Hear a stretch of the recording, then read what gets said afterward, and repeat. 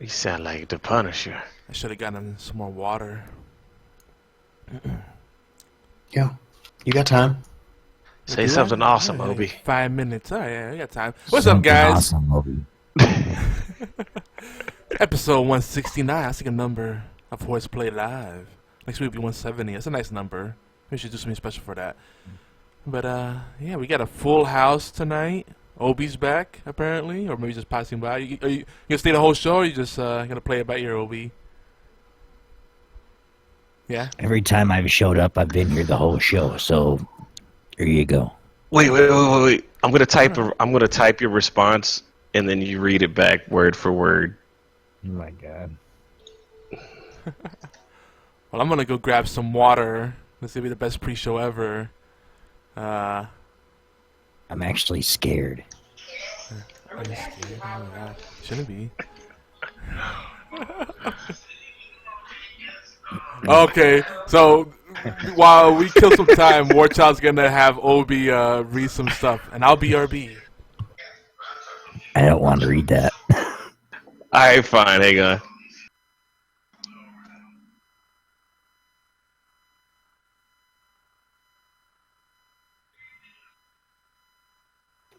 Chitty chitty bang bang.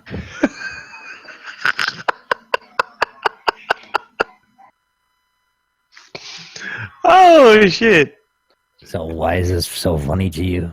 Just your voice sounds so badass. You like that that super deep trailer guy from the movies? Wow. Appreciate that. It's awesome. For the horde. I came back for that one. This is badass. I'm telling you. Oh my god. You're an idiot. It's not my fault you sound awesome right now. So who's playing the new Tom Clancy's game? I got a story. I am. I have a story. Come on, kitty. Cool, I got a lot of stories. Stories are good. Ooh, don't choke yourself. Back in my day. Alright, what time is it? We're about ready to start. It's gonna be a light news night, so we got a little more wiggle room to rant. I feel like I meant to add something, and it looks pretty good. Let me make sure.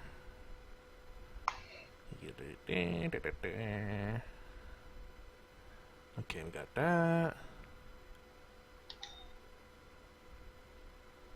Okay. Yeah.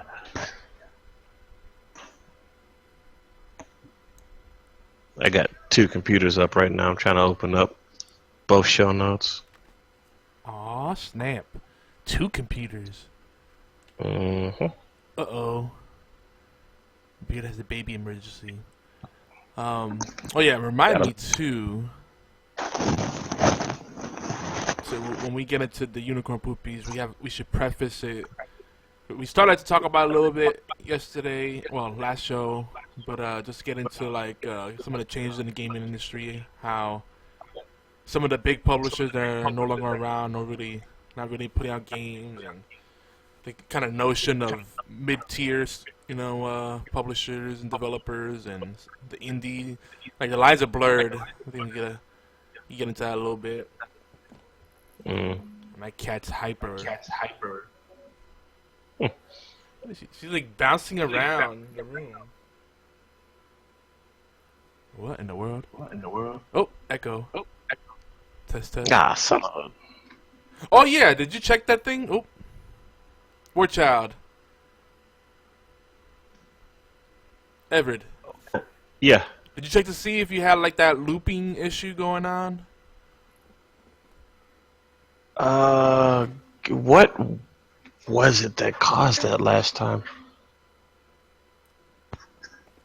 Well, you were thinking it could was be the Realtek microphone setup, right? Yeah, you think you had like 2 active mics somehow feeding to each other. It's possible. Let me see. So input. It's possible 'Cause to. right- If you It's have, on the like, Realtek. The Realtek maybe. is the internal. It's, So if I put it on default, do you think it'll? oh, Tuka's coming in too. Aw, snap. Also, you Because I have it might on default now. You may want to check if you're listening to the device, maybe. Like, there's an option sometimes, like live monitoring or listening. Sometimes that causes like some weird feedback. Or it could just be a loose cable or shorten the cable. You swapped out the cables too, didn't you? Hmm? You swapped out your cables too, didn't you? Actually, this came with the latest headsets I have, so. Let me try. What's quality of service on this thing? Quality of service usually has to do with prioritizing data. So, like, you can have application can have exclusive control over an interrupt or service or device. I'm gonna try something with the. Okay, I'm gonna try something. Hey, kitty. Why are you being so sweet? See, she was making a fuss because she wanted to get on my lap. That's what most pussies want to do. Now she's licking me. I'm like, I'm not a cat. Wait, Obi left. Where'd Obi go? I don't know. It's kind of weird. Hopefully he'll come back. It's kind of weird. See? I guess he was just saying hello. Man, see? Over now. I guess we should get this started. Make a sound check here. Test. That looks good. Say something. Something. Alright. And then... You are listening to... Ooh. Got crazy echo on that. Obviously you heard it. Are you ready to get started? Is that me? Yeah, you echoed a little bit. I cut it off. Hang on. Try saying something. Yo. Yo. Test. 1 2 1 2. Yep, we're good. Alright, Awesome. I'm gonna go jump in. You ready? Alright, there we go. That's a yes. Here we go. You are listening to an All Games Radio Network broadcast of allgames.com.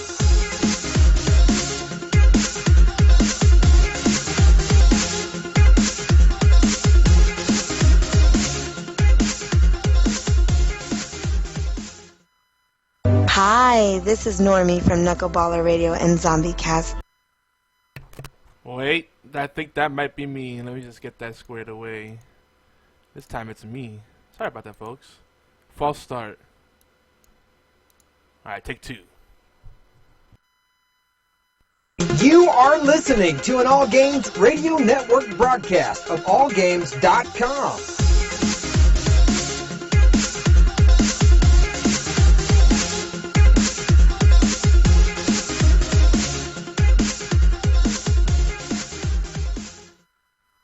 Hi, this is Normie from Knuckleballer Radio and Zombie Cast, and you're listening to one of my favorite shows on the Geeky Antics Network.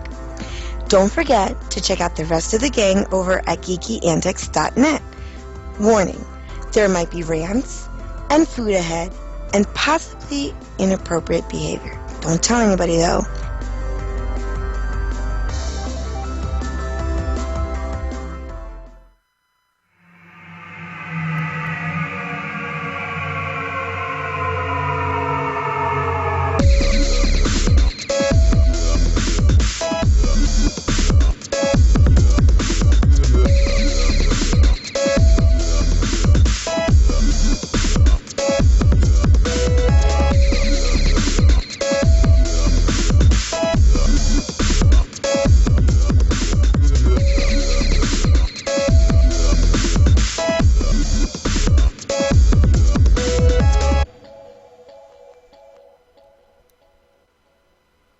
Welcome, geese, gamers, furries, and ninja robots. This is HorsePLAY Live. Today is March 9th, and this is episode 169 of HorsePLAY. We're very tentatively titling this one, the one where we finally reveal our game of the year. I know we've been building up for weeks, months really, but we're going to get to it this time. It's a light news night, and We're gonna dive into it. We still have rants. We're definitely gonna derail. I mean, train wreck is our brand. But anyway, I'm your bald bear lizard host, Yogizilla. We have assembled our usual motley crew, and we're gonna discuss all things geeky. That's what we do on this show. If you're not familiar, and we're gonna get into the spiel. And as always, we're doing this show live on twitch.tv/Geeky Antics. You can join us every Thursday at 11 p.m. Eastern, 8 p.m. Pacific, 4 a.m. GMT. And I should probably switch the scene so you can see my ugly mug. And know that that black and white is not deliberate. I'm not trying to be artsy, but that's just the camera being weird. It doesn't do color anymore. But I'm okay with it. It looks pretty good. So then I have some kind of visual, some kind of video. And yeah, I'm still keeping the holiday cheer going. We probably gotta change that soon. I like that. I like Christmas season. I'm gonna milk it for everything it is. But we're doing a slightly different format. We're streamlining a bit. We're getting into our grooves. We got new hosts, so we're gonna be experimenting a lot. So you're gonna see some changes. It's gonna be gradual. It might be very subtle. So stay tuned for that. Without further delay, let's introduce our other hosts. First off, we got the other beard of the crew. Beard and hat. See, I'm beard and bandana. He's beard and hat. What's up, Taylor? How's it going? All right. Right on cue. Yeah. And of course, everybody's favorite, and I'm not just saying that, the feedback has been unanimous. They're like, man, Yogi and Beard are kind of assholes. That Obi, too. But I really like that Warchild guy. That's right. Warchild, MKIV. Yep. That's right. I've said it verbatim. Not Mark IV. Warchild Mark IV. I'm gonna try and be positive, but they done pissed me off. Yes, yeah, they done pissed me off. We can't all be salty at the same time. It's no good. True. I'm sorry, everybody. I'm sorry. Nah, I'll be in a good mood this week. Okay, good. So I'm gonna be Samuel L. Jackson then. These mother. So, Beard, is it because you're high on meds? Oh yeah. Oh man, I tell ya, you know, I would love to be able to do recreational drugs on the real, but anytime I try to do anything, even prescription, it's just most medicine has the same effect. It makes me feel really junky and really sleepy, and then I'll sleep really well, which is nice because I don't get to do that often. But then I wake up and I feel shitty because I'm like the whole day just passed by, and I hate like that feeling of not being productive. That's like one of the worst feelings I could ever have. I start getting anxiety attacks, and then depression can set in. It's not good. I'll melt down if that happens. It's bad. That just reminded me of that System of a Down song. Look, okay, makes me feel high. Or something like that. It doesn't sound that cheery, but just reminded me of that. Speaking of a System of a Down, do you guys like System of a Down better as a band, or do you like when Serge Tankian, that's the name, right? When he went solo? Yeah. I like the stuff he did with Wu-Tang Clan. Oh yeah. I liked when he showed up on. Ironically enough, Serge was on hiatus from System of a Down, the same time that Disturbed was on hiatus, and David Drummond started doing Device, and Serge Tankian was featured on one of those songs. It was like really deep, really political, and I hadn't heard Serge sing anything like that in a long, long time. Even his symphony stuff is actually pretty good. So it's hard to say, My favorite, what was the album name? Was it Steal This Album or something like that? Yeah. Like that's such a great concept. It's like. And that was loaded with a lot of like really good messages and catchy ass music, so you can't go wrong. True. That was all their B-sides and just weird shit. Yep, but it was great. It was essentially it was essentially just contract filler so they could get out of their contract. But I really enjoyed that album. I stole it. They told me to, so I did. Nah, you want to know another artist who actually they literally gave all their music away. It was Tech-9. Oh yeah, and I remember that. Put all that music up on there. I was like, wow, That's how you do it. Radiohead did it too for their album in Rainbows, and that one did really well. Couldn't you set your own price? Yeah, it was the pay whatever you want model. Yeah. Yeah. Well, people were downloading it for free. Like, oh. Oh, yeah. Music. Oh, I did music, too. Music. Love it. It's great. And that voice you hear there is Obi, who finally came back. Just in time. Yeah, my speakers started messing up, so I can't get over how different your voice sounds. You sound like fuck over yourself, bro. You sound What like the John heck? St. John, a.k.a. Duke Nukem. He's Suck trying it out for his next down. voice acting gig. Yeah, you should say that. Suck it down. Suck it, nerd. That's not. Wait, do the bubblegum line. Do the bubblegum line. Chitty chitty bang bang. No. I don't know the bubblegum line. I believe Okay, the line hang on. is, isn't it, Wait, I got. kick your ass and I chew got you. bubblegum and I'm all No, out of wait, don't ruin it, don't ruin it. We're gonna let him say it. Okay, I'm waiting for what's that? Oh, okay, he's typing in the Discord. Remember, yeah, we're live. We don't want dead air. I know, but it's for a good reason. It's for a good cause. Obi, if you would please, read the line. We might have to get Obi in touch with Matt Bradford of Hellcat Creative, who's I come here to kick ass and chew bubblegum, and I'm all out of bubblegum. close enough. Yeah, I'll take it. I like it. So yeah, My Matt, night is complete. I ran out of voice, sorry.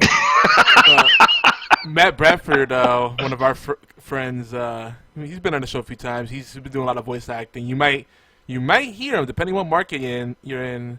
You might hear him for some video game commercials, and he's been doing some stuff over at No Sleep Podcast, which is one of my favorite radio dramas. Definitely check them out. What No Sleep does, they have different short stories, and they have voice actors read them, and it's really, really good. Especially if you like horror. Like, it's all kind of Twilight Zone style, or Black Mirror if you prefer. Just like messed up twists, and at the end you're like, damn. So no Sleep Podcast, not part of our network, not affiliated with us, but still something we enjoy and we definitely want to promote because they have really quality stuff. And we're live while we're at it. Good stuff. We're hashtag good stuff. And we're a live podcast, another one that you should definitely listen to if you like radio dramas. But moving on, how's everybody's week been? I know we kind of covered this in the pre-show, but for our podcast listeners and YouTube viewers, let's catch everyone up. Beard, you want to start? Oh, yeah. I've been miserable. Right, I had talk. shingles on my face, which then led to me. We're talking about how shingles sounds like it's a nice thing. You think shingles, you're like, oh, construction, houses, oh, it's so pleasant. But it's not pleasant at all, is it? No, it is agonizing pain, and I've been hopped up on codeine for the last, or Oxycontin for the last week. So yeah, that's been my week. Drugs and pain. God. What would you say is worse? Lovely. What's worse, having a really, really bad toothache, like let's say if your tooth is impacted and you can't sleep on a certain side of your face, or shingles? What would you say is worse on the pain scale? See, I've had both of those. And shingles is worse because shingles is that plus an ungodly rash. Oh, God. And does it get worse when you scratch it? Yep. Ew. And because of the hypersensitivity, when you scratch it, it also feels like being hit with a bat. That is a mutant ability I don't want. No, you've been surprisingly pleasant then, because I would have been a total ass wipe. The Oxycontin makes everything better. Well, cocaine makes you feel high. Obi, what you been up to, bro? We haven't heard from you much lately. The only time I hear from you now is on Twitter. It means I'm on social media, isn't it? Yeah, Like I wait for my one update a day on Twitter from Obi. Like, good morning, everyone. And it's like a random picture. Then it's gone again. Zang. That's all he's got to say. Leave me alone. No, I've been busy with the org, and we're getting ready to go to Dallas here next week. This time next week, we'll actually be in Dallas. So, well, Yeah? I don't know. Have Not you been out to really. Texas before? Yes, I was stationed in Fort Hood, Texas. All right, so you know how it is. Texas is one Bring of me like some the states- Whataburger. Oh, that's good stuff. Texas is one of like the states. If I didn't live here in Georgia or in Florida, that'd probably be one of my. It's definitely one of my top 5 choices overall. Stuff is cheap over there. Like, I have a lot of friends in Louisiana, and they're close to like or close enough to the Texas border where making a drive is worthwhile. Where they're at, like a gallon of milk. And I don't know about you guys, but in our household, milk is like a staple. We need it for so many things. Yep. And, you know, we need to have at least 2 or 3 gallons in the fridge at any given time. That's how much we drink it. And, you know, most people are used to paying like $4 or $5 a gallon, you know, maybe 3 if you're Holy lucky. shit. Right? Whoa, that's a lot. Well, no, but I'm not saying I pay that, but, you know, most people I talk to, that's about what they're paying, right? In New York City, it's like, Where up do to they like, live? dude, in New York City, it's up to like $8 in some place. It's crazy. But if you drive That's to why I hate Texas, watching it get wasted. oh God! When someone pours a tall Chocolate milk glass like that. and they don't freaking finish the whole thing, like the drinking or eating with their eyes, I hate that shit. Like, really, come on, and then pour it down the drain or let it sit and then it gets all stinky. Ugh. But no, anyway, back in point. yeah. But they'll drive an hour to go to Texas, and they could buy it for the milk for as cheap as 67 cents a gallon. 67 cents. Great day. That's just to buy milk? Yep, just to buy. Well, you know, you stock up on it, you buy in bulk. It's worth it. And then, you know, there's other things that are cheap, like a dozen eggs. I think you can get it for like $1. You know, and this is all farm fresh because it's, you know, farm to store, like, you know, that direct stuff. That's probably why it's so cheap, because the middlemen are cut out. Yeah, that would be ideal. That's how pretty much it would probably cost if you're in like Texas or you're out in the country. The closer you get to the country, the less like stuff like milk, eggs, will cost. Like if you're here in Georgia, peaches are going to be cheaper than like oranges. Well, not necessarily, because oranges come from Florida or California, but the further you get from it, of course, the higher that's going to cost, because the higher that you have for the demand, you know, and the shipping and all that stuff they're trying to factor in. If that's the case, I need to get away from the Coca-Cola plant. I'd rather have that Orange Mountain Dew. Yeah, I'm bringing it back up. I'm still on it. The callback. That's about 2 yeah. episodes back, guys. If you want to know what that's about, it's one of our. I've been talking about that for a couple of episodes. What you talking about? I know, but it was the one we went deep on it. By the way, that voice, the other voice you're hearing is Tuka. If you're not familiar with Tuka, he's been joining us for the past 3 episodes or so. So Obi, you're excited to go to Texas? Dude, I am. Cool. I like Texas. Enjoy. It's like a whole. Get different What part of answer. Texas are you going to? Dallas. What part of Dallas? Okay. Nice. Get some Whataburger. Order the onion rings. You will Yeah. get a whole. MLG Dallas, dude.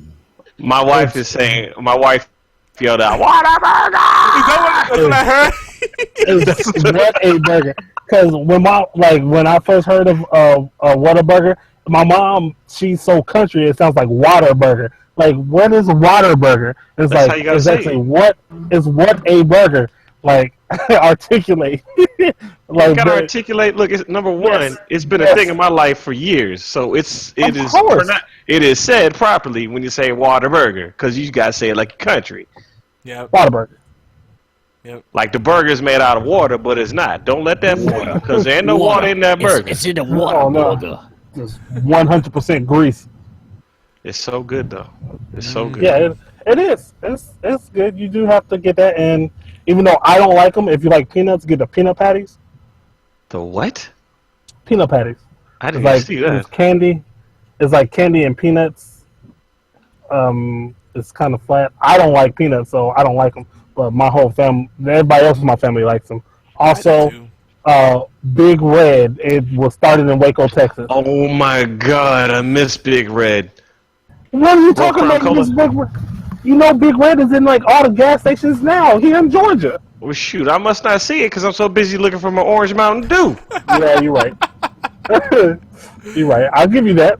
But they even came up with a Big Blue. A what? A Big Blue, same made by the same company, but it's called Big Blue instead of Big Red. Nah, now they're digging. Now they're digging. You can't. I promise you. I know that's the sad thing. Like, go Big Blue. Pretty soon it's gonna be a green. Like, Big go green. Big Green. It's gonna have a what's it called, the Incredible Hulk on the side of it. Probably. It's just too much. It's too much. Just want my Orange Mountain Dew. No, it's gonna have Nail on the side of it. If anyone has seen Dragon Ball Z Abridged, and you talk about Big Green and Little Green, everyone will know what I'm talking about from Dragon Ball Z Abridged. Ooh, speaking, Dragon Ball Z Abridged is great, but speaking of Dragon Ball Z, the Dragon Ball Z Resurrection Super? F movie is pretty good. It's pretty good. Which one? It's alright. Yeah, it's Resurrection of F. Alright. It's basically the What was that? Frieza. It's it's nice. It's a different little story. Yeah, it was actually a good. It actually with Resurrection of F and War of Gods or whatever it was called. Battle of the Gods. Battle of the Gods. Those were to get you hyped up for Dragon Ball Z Super, because those two movies are supposed to be in the first few episodes of Dragon Ball Z Super. True. That's Which I need to catch up on all that stuff. Yeah, DBZ Super right now is getting really good because there's like this whole And it's universal all new material, right? It's not like the rehash stuff like they've been doing all this time. Akira Toriyama actually had to go back and watch Dragon Ball Z to remember what it used to be like and remember exactly what happened, just so he could go back and write new content. And GT's not canon, right? Yeah, GT is no longer canon. What are you talking about? Yeah, okay, making sure. but let's give Obi the floor back, and we kind of went off on a tangent there. Then you have to catch up. Dallas. I can't fucking talk anyway. Leave me alone. So that's all you got for it? You going to Dallas, doing the Top Star Esports? For sure. What's the event out in Dallas? Are you doing any meetups? Yeah. No. Okay. You might have to coordinate something. We got a few peeps out there, including the lovely Cupcake Envy, part of the gang. We gotta start coordinating local events like that more. All right. So yeah, we should. But I'm going to California in June, and then Columbus, Ohio, in like August. See, California's huge. Where in California? Anaheim. Okay. All right. Oh, nice. Very nice. Tuka, what you been up to this week? Me, other than driving Miss Daisy, I have been playing actually Ghost Recon Wildlands, and and also I've been playing Overcooked again, and I've been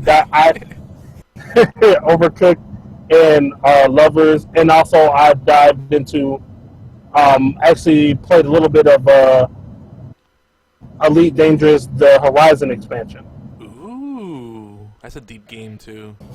All right. I tried playing that game for a minute, but I could never figure out how to land a spaceship because I was trying hard. I was landing it in the space station. I was watching tons of videos. Come to find out, all I had to do was turn around, and that was how you landed it. And everything was lined up right. It was in the X's. So did you have your landing gear down? The landing gear was down. It was just backwards. There was nothing telling me, "Hey, turn your ship around." It was backwards. Oh man, that's funny. That game it's too deep for its own good, man. It's a great game, but like the barrier to entry is ridiculous, especially on console. On PC, it's a little easier, but damn. Yeah, you are correct. Because when I started playing it, Me, I am a tutorial guy. I will go through tutorials. But the mistake I did with this game is I didn't look at the videos before trying out the tutorials. And I was like, what in the fuck is going on? That's really how I felt. That's how I felt. Like, and then I finally watched the videos, and I was like, oh, okay, I got you. And then from there, I redid the tutorials and actually was like, all right, I got it. So but the worst part is like they have laws in that game, very strict laws. Don't you have contraband? Like you see a ship blow up and I'm gonna just take this stuff. Nah, that's not the case. If you do that and you go to a space station and the police scan you, that is your ass. And it's not like they weak. They will blow you out of the sky with no problem. Don't even speed around the space station. Don't you go to the wrong parking spot. If you go to the wrong parking spot in that game, they're going to blow you out of the sky. They're going to blow you up right there in the space station. No problem. I haven't had it done to me, but they was like, hey, what you doing? You going to the wrong spot. I said, oh, my bad, Mr. Policeman. I'll go to the right spot. And I'm black, so, I'm afraid of police. And it is. It's out there now. It's out there. Had to be a race thing. Good job, Cletus. Yeah. Mr. Policeman. Folks, Mr. Policeman, please don't shoot me. Lord. Please don't shoot me. I'll go to the right spot. Elite Dangerous. Oh Elite Dangerous, man. That game is so freaking deep that when you play it on PC, the tutorials have a hyperlink to go to the videos. Like, it's part of their whole system. They're like, really, you should look at all these videos. And I thought whatchamacallit was bad. I thought Eve was bad when it came to, like, the barrier to come in as far as a space game. I thought that had a bad barrier, but Elite Dangerous, that took it to a whole nother level. See, Eve is alright if you're good with math and spreadsheets, then you're good at that. But just the controls in Elite Dangerous is like a cajillion different control combinations. Like, this is your forward thruster, your side thruster, the other side thruster, and this is your landing gear, and this is your pretty petunia. Like, what? I don't even know. It's crazy. So, what about you, Warchild? What's going on with you? All right. Are we gonna get to the rant now?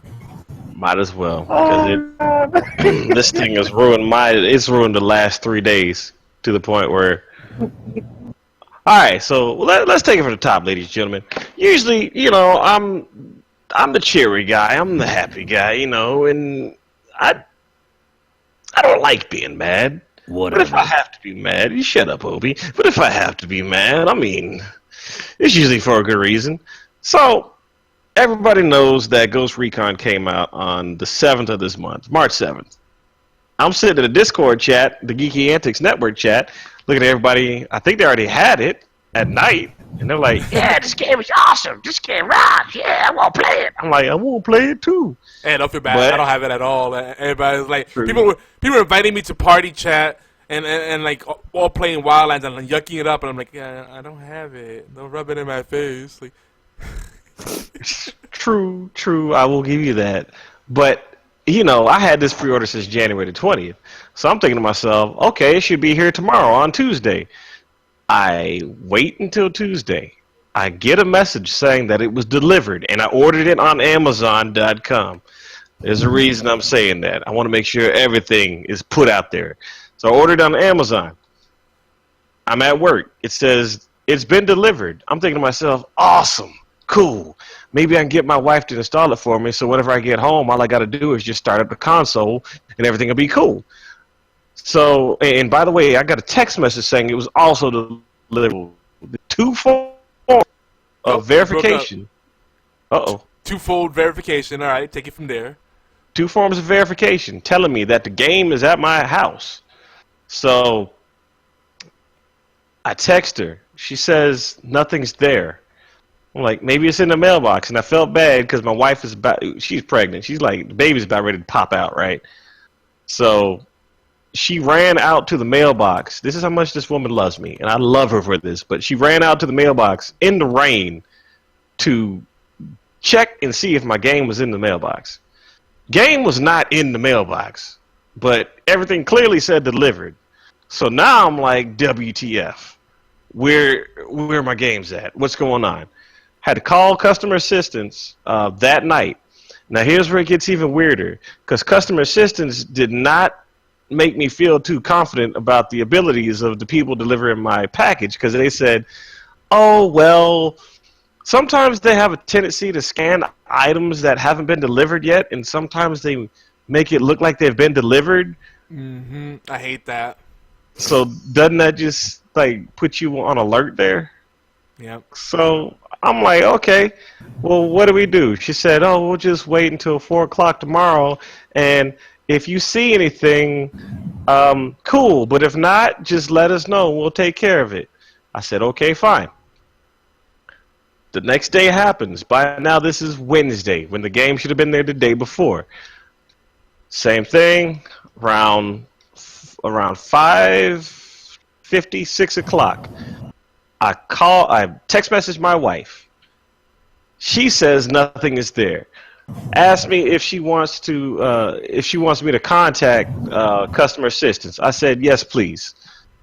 7 o'clock at night, my wife calls me back, and she text messaged me back. It was so ridiculous, man. She had to text me because so much stuff was going on. I had to call her because there was not enough room in the text message. She kept trying to tell me everything that's going on, but we kept running out of text space. So I call her. Customer assistance gave her the runaround to the point where it's like the man told my wife that the item was shipped to the wrong place. He can't give her the address, but it's 2 houses down from where we live at. We live in a townhome neighborhood, so 2 houses is a good 8 houses instead of just 2. And he's telling my pregnant wife to walk up and down the street from door to door to find this item. When she told me that, I got pissed. It's not normal pissed. Like, when you're black, you get like a black rage pissed. I mean, it's like there's a difference. It's like anybody can get pissed. When you pissed off and in touch with the black rage, I mean, you better pray to God there's no bushes around, because somebody's about to get O.J. Simpson. That's how bad it is.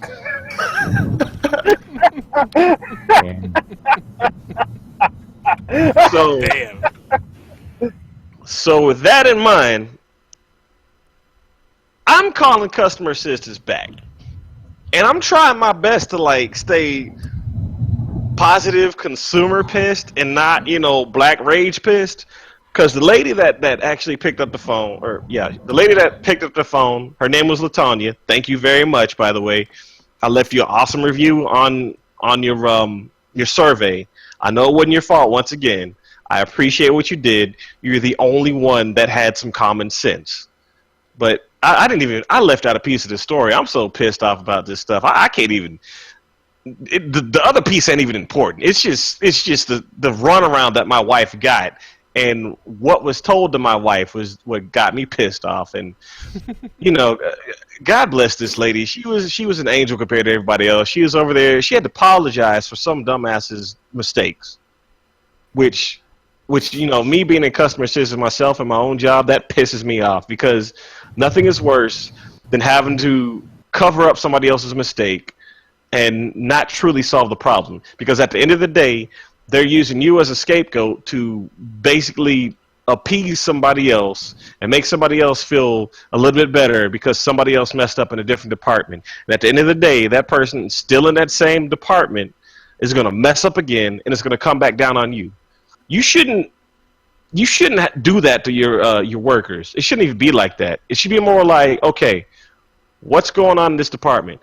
Customer service is getting complaints about this area. We need to look into this area and solve it instead of like letting this thing happen again.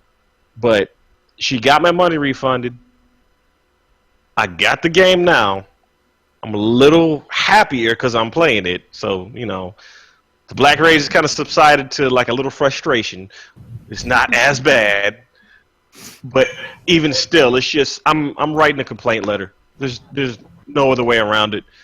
Because I mean, if I don't do anything about this whole situation, then it's going to continue. So yeah, but ultimately, you got the runaround, but they gave you a refund and you got the game, so you ended up good in the end, right? But I had to look for the game in my neighborhood. Oh, My they wife didn't send you another copy. No, my wife even said that. She made me laugh about this because no shit, man. I typed up letters. I typed up about 8 letters, and I was going around from door to door, disturbing my neighbors who I don't usually disturb, trying to see if they've seen my game. And the ones that weren't home, I was leaving letters in the mailboxes. See, let me tell you where you went wrong. What you gotta do here? You need an 800-pound gorilla on your side, so you can throw it on their backs, right? And this is gonna sound corny, but it works. You tell them that you're part of a media giant, and hey, look, you say, hey, I know it's not your fault. You're just on the front lines, and it's had nothing to do with anything you've done. Unfortunately, you have to deal with it. So whoever you have to escalate this to, I would appreciate that, because this is not the first time it's happened. This is a recurring issue. I let it slip the first few times, but it's gotten to be too much. I would really hate to have to leverage my connections in media and do an op-ed piece on how terrible your logistics division is, and just say something like that. Just throw logistics out, that'll really get them going, how terrible your customer service experience. So, big words out, and then they go, oh, snap. It's like, I really would hate to give you that, create a PR nightmare for you. And I mean, yeah, I could have did that, but I was so pissed off, I didn't have time to think about that. And I was especially pissed off at the fact that they recommended that my wife just go from door to door, with her pregnant self and try and find my game. I'm not going to have an early baby born because, she's out there trying to find my game. That's ridiculous. That dude never should have said that. It's a Band-Aid. Yeah. Hey, it'll help the baby drop. Just shut up, Tuka. Shut up. But yeah, I have the same discussion with my wife. I'm like, look, just complaining won't do it. Like, to create urgency, you gotta let them know that you're gonna escalate the issue and create a pre-nightmare. Because if you really start to paint that picture and say, look, I'm really serious about complaining about this. Because this is the thing. Most companies think you're going to fume, you're going to vent at the customer service people and call them all kind of names, and then you're going to give up, right? And maybe the worst thing you'll do is write like a Yelp review or something, and those get buried, or complain to Better Business Bureau, which is as good as doing nothing, to be honest. But if you really start going to the point of like starting a petition or like rallying other people to complain about it, like, yeah, I had the same problem. Like, start a website, like a No Man's Sky kind of website, like Amazon Prime sucks, That's the kind of thing they don't want. You threaten with that kind of thing and say, look, I know you have a supervisor in your pod, or a help desk manager. Let them know that this is what I plan to do if I don't get a proper resolution here. Because, there needs to be accountability. I did not make a mistake, and I should not have to suffer for it. And I'm not going to do extra work because someone didn't do their job right. That's it. Right. Yeah. I mean, I was thinking about that because, I've already written a complaint letter. And I'm about to put on the complaint website, but I guess I should mention that in the complaint letter. It's sad that, like I said, that the people that are the customer assistance reps, they have to deal with that crap while, that one area doesn't get taken care of. But, you got a point there. It's like you have to bring that up to the point where it's borderline threatening them that, hey, if this continues, it's going to be taken care of one way or another. And it's sad that it's like that. They never should have let their customer assistants get to that point. And I think it's because of the fact that they're trying to ship their own items through their own shipping company. Yeah. Which is nothing wrong with that, but come on now, you need to get your ship. You need to get your ship straight. Get your ship straight, man. Well, it's funny. Like, a lot of people take for granted just how far logistics has come along, in the shipping industry. Because I remember just even like maybe 5-10 years ago, a lot of times if you try to find out real-time information, well, maybe not 5 years, but definitely 10 years ago, you try to find real-time information, you know, or ask what truck your package is on, and people were like, "Oh, it's somewhere. It's in transit. We don't know where." Now they can pinpoint that like down to the exact driver and what time they picked it up and all that stuff, you know. But even then, they still make mistakes. And you know, it's interesting. Remember we were talking earlier this week, Everett, about you know the struggle and all these negotiations I'm doing and interview processes and stuff to get these contracts. God, yeah. And well, one of the companies, and I can't say too much about it, but is one of the biggest logistics companies in the Southeast. And chances are, you know, if I work for them, I might be impacting your Amazon shipments in the future, for better or worse. Well, you tell them not to F it up, because all you got to do, especially on March 21st, because if that gets messed up... Oh, yeah, for Mass Effect. Because, I mean, I'm looking at it like the main reason why I use Amazon is to make sure that my packages, you know, I order stuff on Amazon. So what does it look like whenever I order something and you can't guarantee me it's going to get shipped, but you mainly... The main way to even get anything off of your website is to order it and have it shipped to you. That just makes you look bad. It makes you unreliable to the point where, you know, it looks like I can't trust you, which is going to make me lose loyalty because I'm an Amazon Prime member. I've been a Prime member for a good minute. I believe I was a Prime member since it came out. So to have something like this happen, and it's another thing that's sad is the fact that because of the mail systems that are going down, they don't get as much use as from Amazon as they used to. Because the last 2 times I've had my stuff shipped by the Amazon shipment company.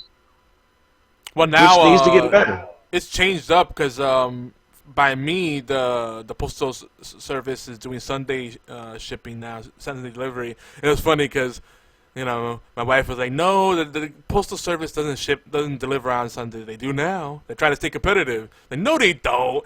And then sure enough, they do. USPS drove up to our door, you know, knocked on the door, rang a doorbell, like, "Hello." If it wasn't for if it wasn't for Amazon and eBay, postal service would have gone out of business. Remember back about that's true. It was probably about 10, 15 years ago, but they were on their last legs. Yeah, they kept raising the prices of stamps and trying to diversify, like selling greeting cards and boxes and all this stuff. Yeah, I remember. Now you see the price of stamps is on the way down. It was a good thing for them, but that's why they were talking about privatizing the U.S. Postal Service. I think, oh hell no. Yeah. Oh man, if UPS or FedEx ended up buying the postal service. Oh, no. That would have been something. It's good to have it's stories like that. Yeah, but it's stories like that are why companies like Walmart are now starting to push into that Amazon space where everything you could possibly need is one click and at most a drive to the store away. Yeah. Yeah. I mean, how many people are within a 3-mile radius of a Walmart? Yep.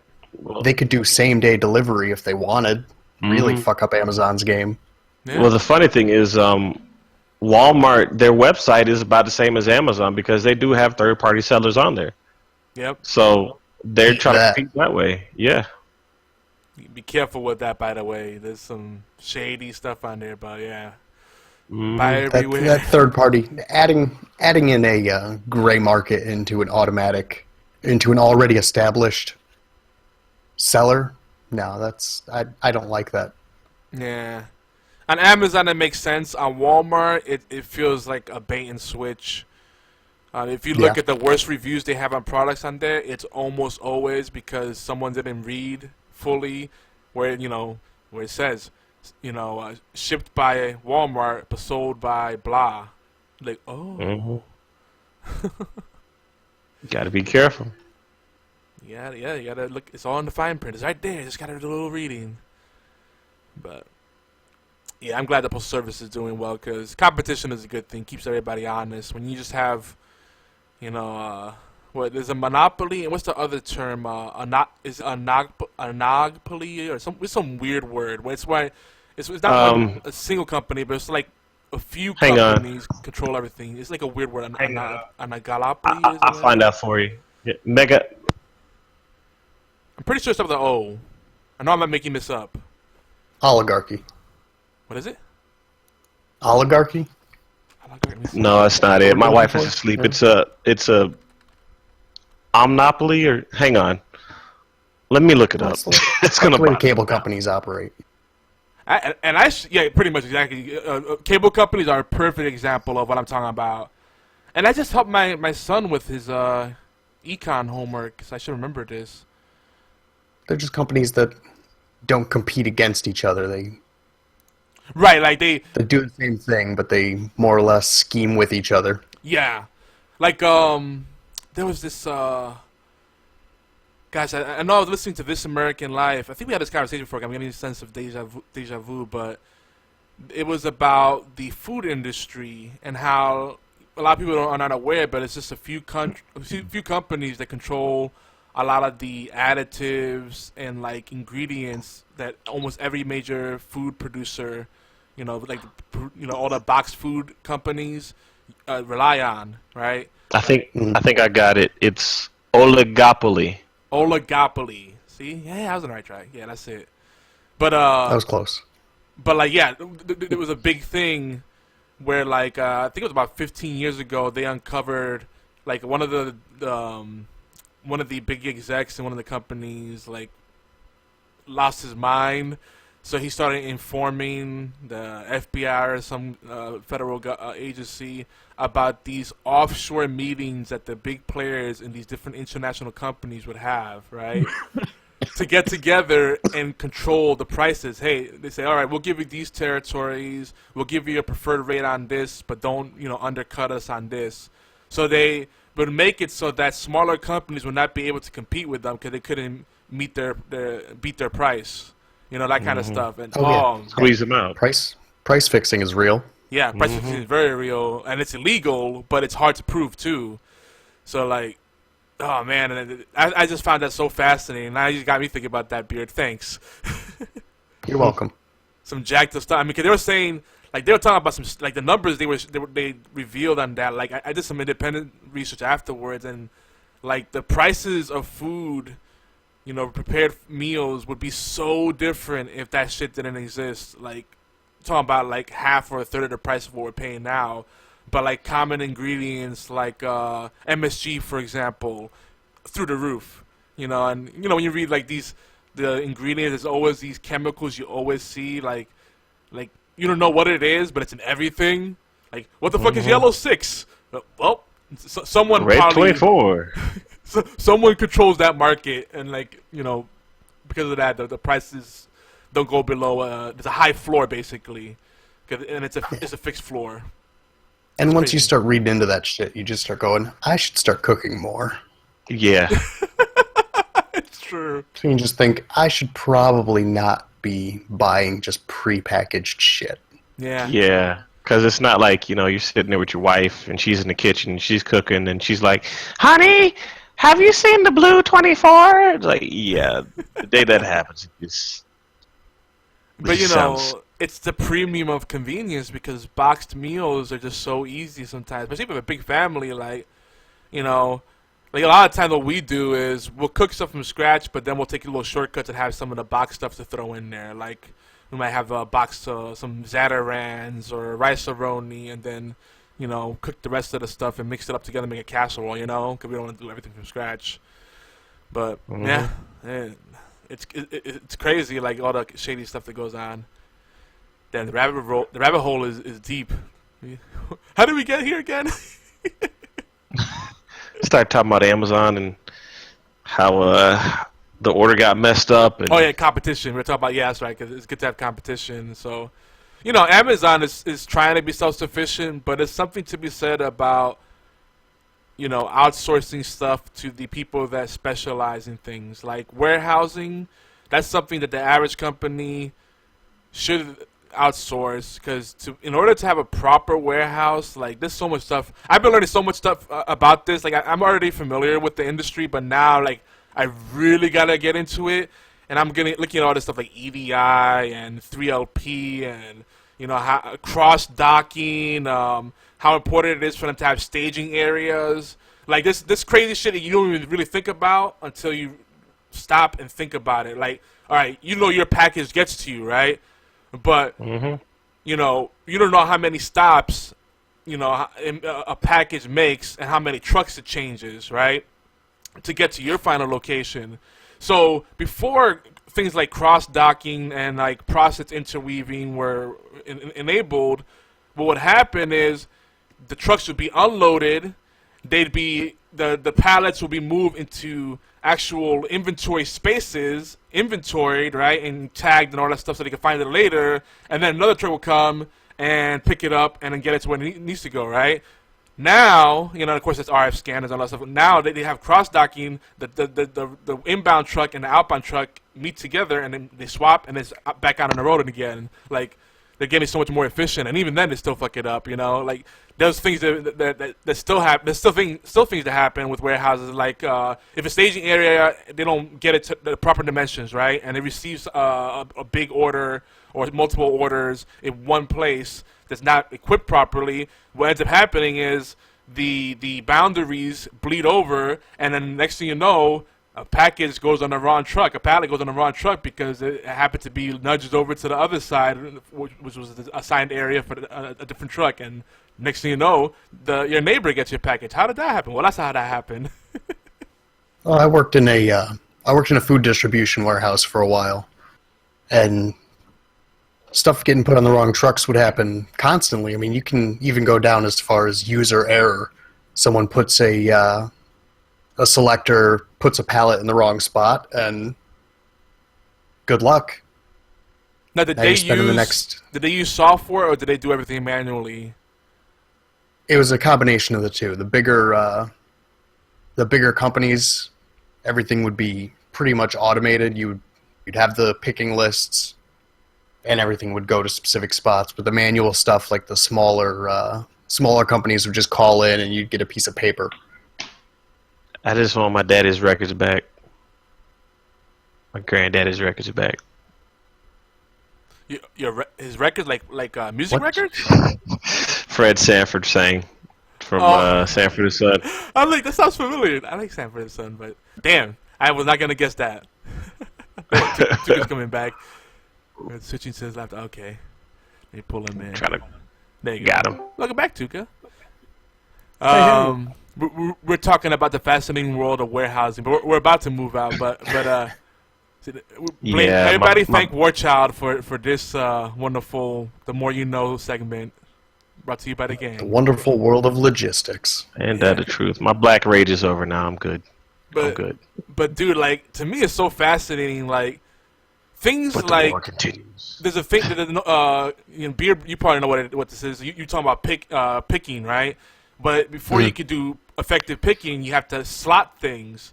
And what they do is that they've got it down to a science now, where they actually consider not just the product dimensions, but which edge is facing you and what will be most effective to maximize the space and also make it easy to pick the orders. And I'm like, when you really think about all the minutia of decision making, it's like, dude, I would go insane. When I was working in the freezer, when I was doing the selecting, they would have it.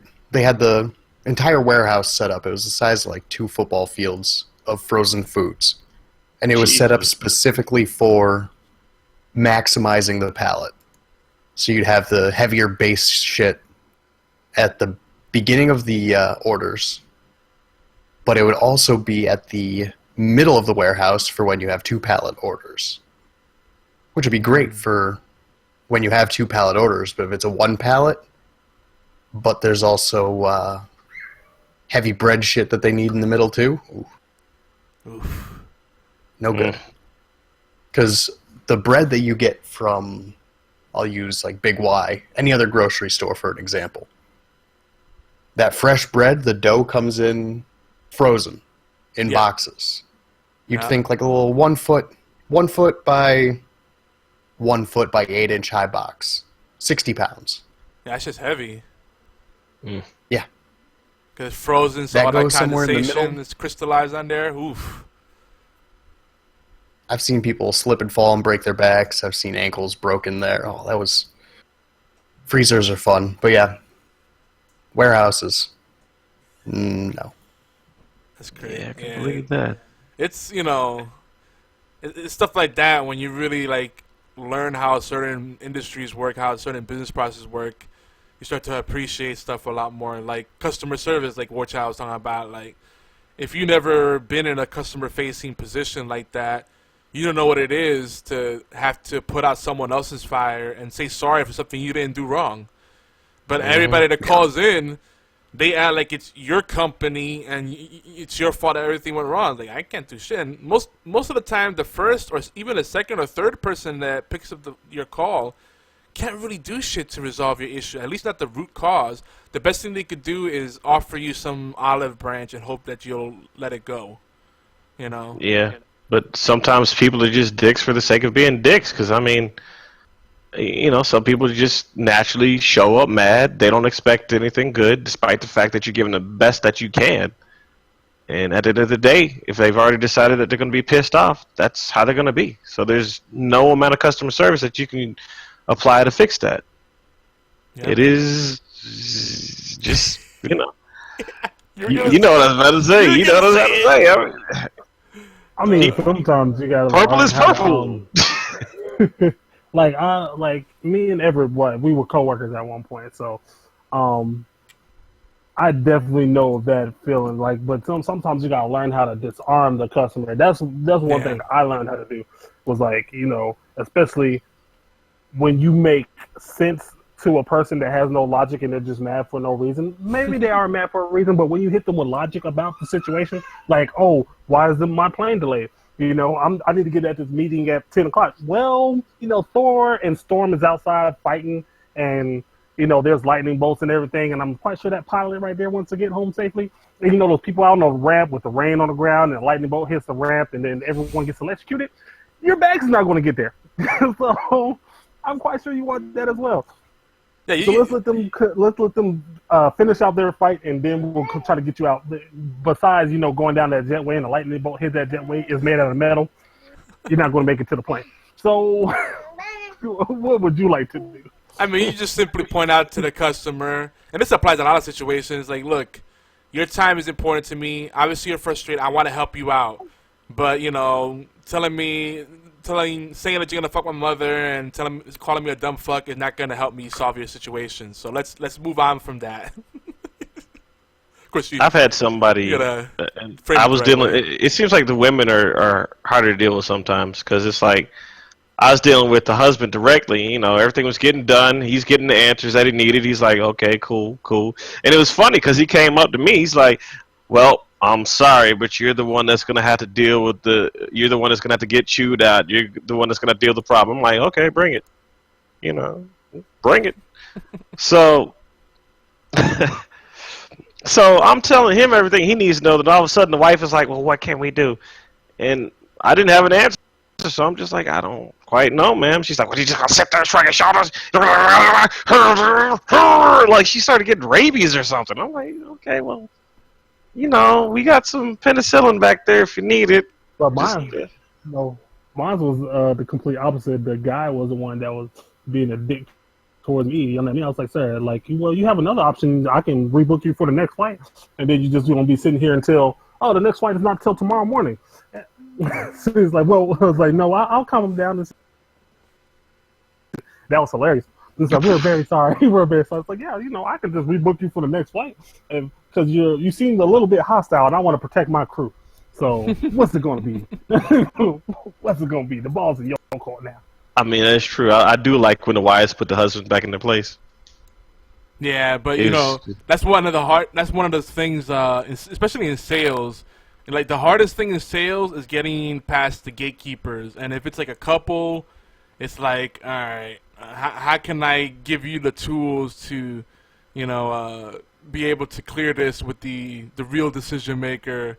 You got to get past the gatekeepers to the actual people that make the decisions. Or what a lot of people do is just they say fuck it and say, I'm gonna get this person to make a snap decision now, and hope if it's a non-refundable thing, no problem. Or hopefully they'll be able to fight with their wife or husband or whatever. But that's a whole other thing, man. That's why I don't like sales sometimes, because it's like you got like a cajillion people making one person's decision. Like someone's like you completely sold them on something, and they're ready to like invest millions or whatever, whatever it might be, and then their friend says something, and their friend's like a meth addict and has like a GED and constantly has dripping boogers out of their nose. Like, really, that's someone you should probably take advice from. Like, my friend said that it smells funny, so I shouldn't invest. Like, what? Doesn't even make sense. Like Rain Man, but the reverse of Rain Man. Drought Man. Exactly. Dude, that was weird. My Xbox One just turned on by itself. That's the government. It's cool. Yeah, the NSA is listening. But as for the NBA's listening. Yeah, the NBA too. Yeah. See. But Major League Baseball's spying on us. Oh God. Nice. So I talked about the job stuff, and a lot of the like companies, even for consulting gigs now, they're having you go through these weird tools.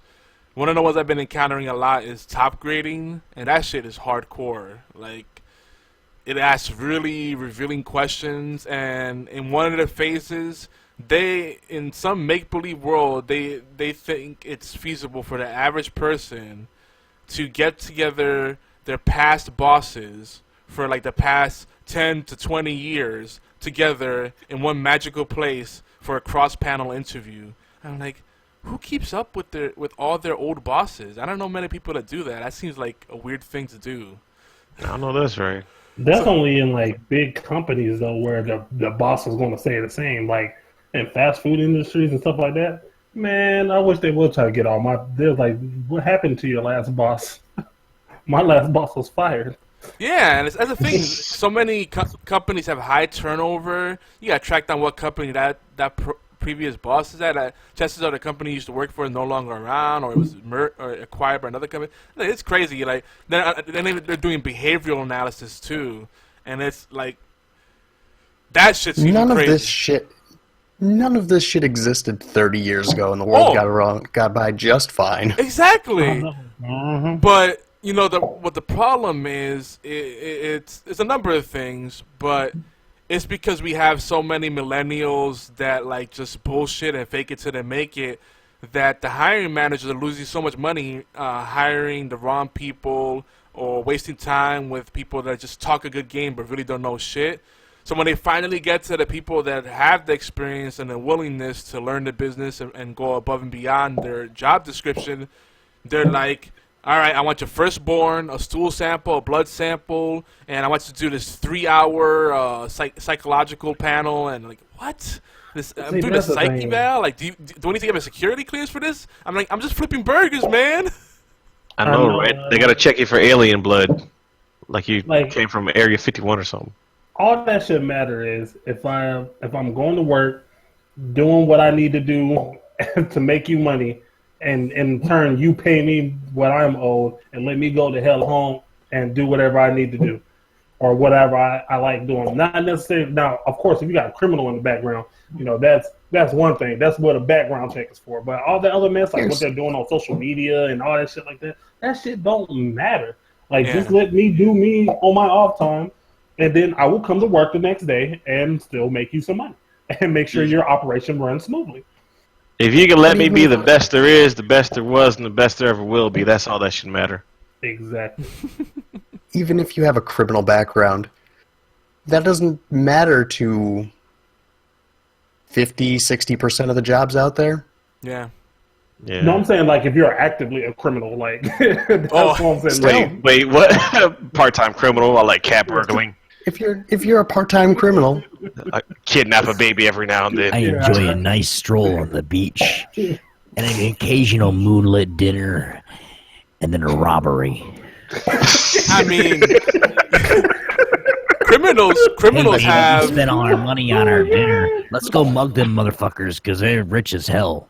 Criminals are the... a nice candlelit breaking and entering. criminals have two huge. Candlelit burglary. Criminals have two Candlelit huge. burglary. Sorry, Yobi. Sorry, Yobi. I was saying that criminals have two huge sectors where like they'll get the job right away. It's sales and finance, which go hand in hand. I mean, in sales, I'm a great talker, but I will not pressure someone into making a decision, especially if it's a big investment. And I'm not gonna lie and tell them what I'm showing them is the best of the best. I'm gonna be honest with them because I don't want them to have buyer's remorse. And I live by that honesty, that integrity. But to be a good salesperson, you need to be a dirtbag. I'm sorry, that's usually what it takes. And like I know a guy, biggest dirtbag I know in the area, and unfortunately, he's a friend of the family, so I gotta put up with him every now and then in family gatherings, whatever. But like, he makes $200,000 a year in commissions. That's nothing to sneeze at. But he's an idiot. Like, you're not the sharpest guy. He's one of those guys that just know how to smile, give a firm handshake, and bullshit you all day. And people fall for it, hook, line, and sinker. In fact, here in Augusta, if you want to make a lot of money and you have no principles, just become a car salesman. There's tons of dealerships out here. It's ridiculous. And so we're by Fort Gordon. Was the first thing that military people do? Blow their money. Buy a car, Oh, I got my AIT bonus. I'm going to buy a car. Oh, herpaderp. Didn't they teach you that's the basic thing you don't do? Buy a brand new car and get married right away. Come on. It's such a cliche, and they always fall for it, man. Always fall for it. Just on a side note with the reason why they get married, because I used to live in Fayetteville, North Carolina, right next to Fort Bragg. So, that's the same case. They get married right away so they can get out of the barracks. Yeah. That's the whole thing. Yep. Because they want to live off post. You have to be at least 25 in order to live off the barracks. And you got to be a certain rank. Not your age, it's got to be your rank in order to live off the barracks. Or you got to be married. And then you get extra money for being married. So those car salesmen be looking for you to be married. So, you got extra money. Mm-hmm. Come on, bring those dividends over here. Well, the thing is, now you can live on post, and they have nice housing arrangements, and you get washer or dryer units and all the accommodations. But the problem is, all your BAH goes straight to that. Whatever housing arrangement you have. Whereas if you live off post, you can get a cheap apartment and then keep most of that money for yourself. But the thing is like the difference between staying in a barracks versus staying in housing on post.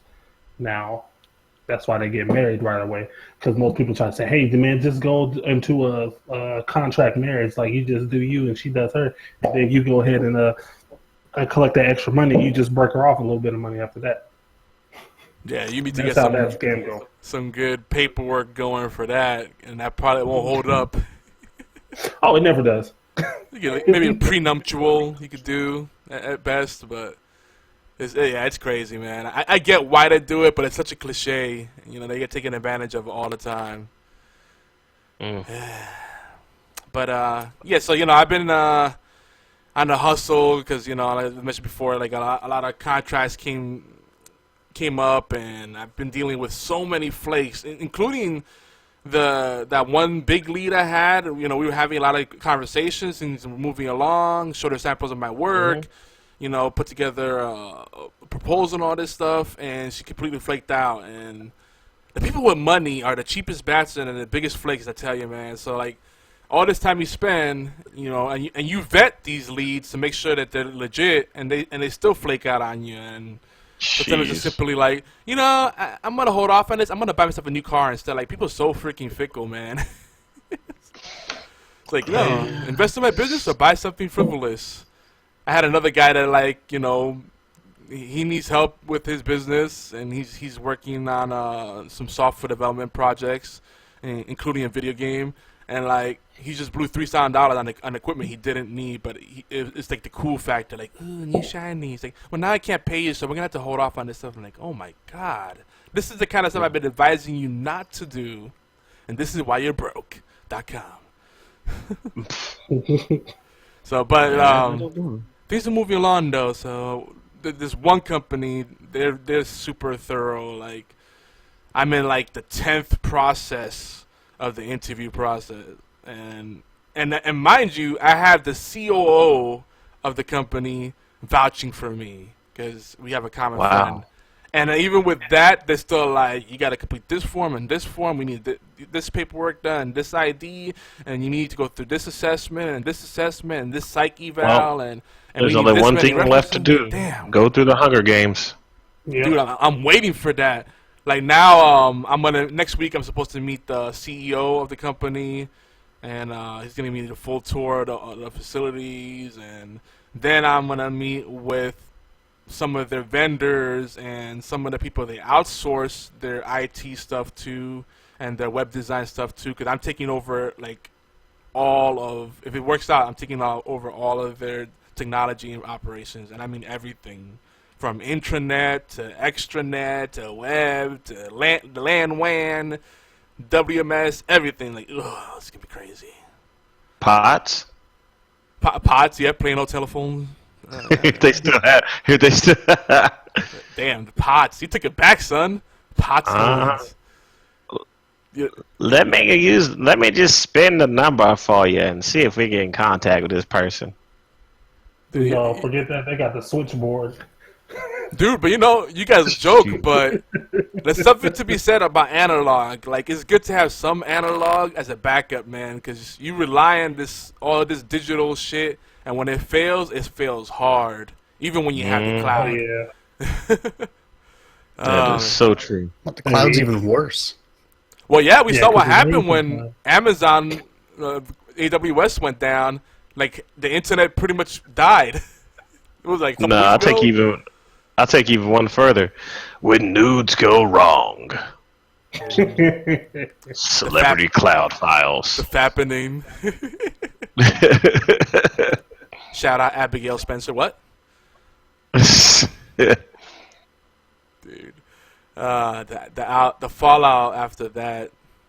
But what really cracked me up is people finally realized that Apple isn't infallible like everyone likes to think. Like and if Apple fanboys still were apologists about it, like, well, we'll allow them one mistake. It's like, yeah, okay, whatever. It's like anybody could get hacked. It just happened to be Apple this time. Mm-hmm. But they don't. Sony was done being the whipping boy. Yeah, right. Yeah, That is true. yeah, they were definitely the whipping boy for a long time.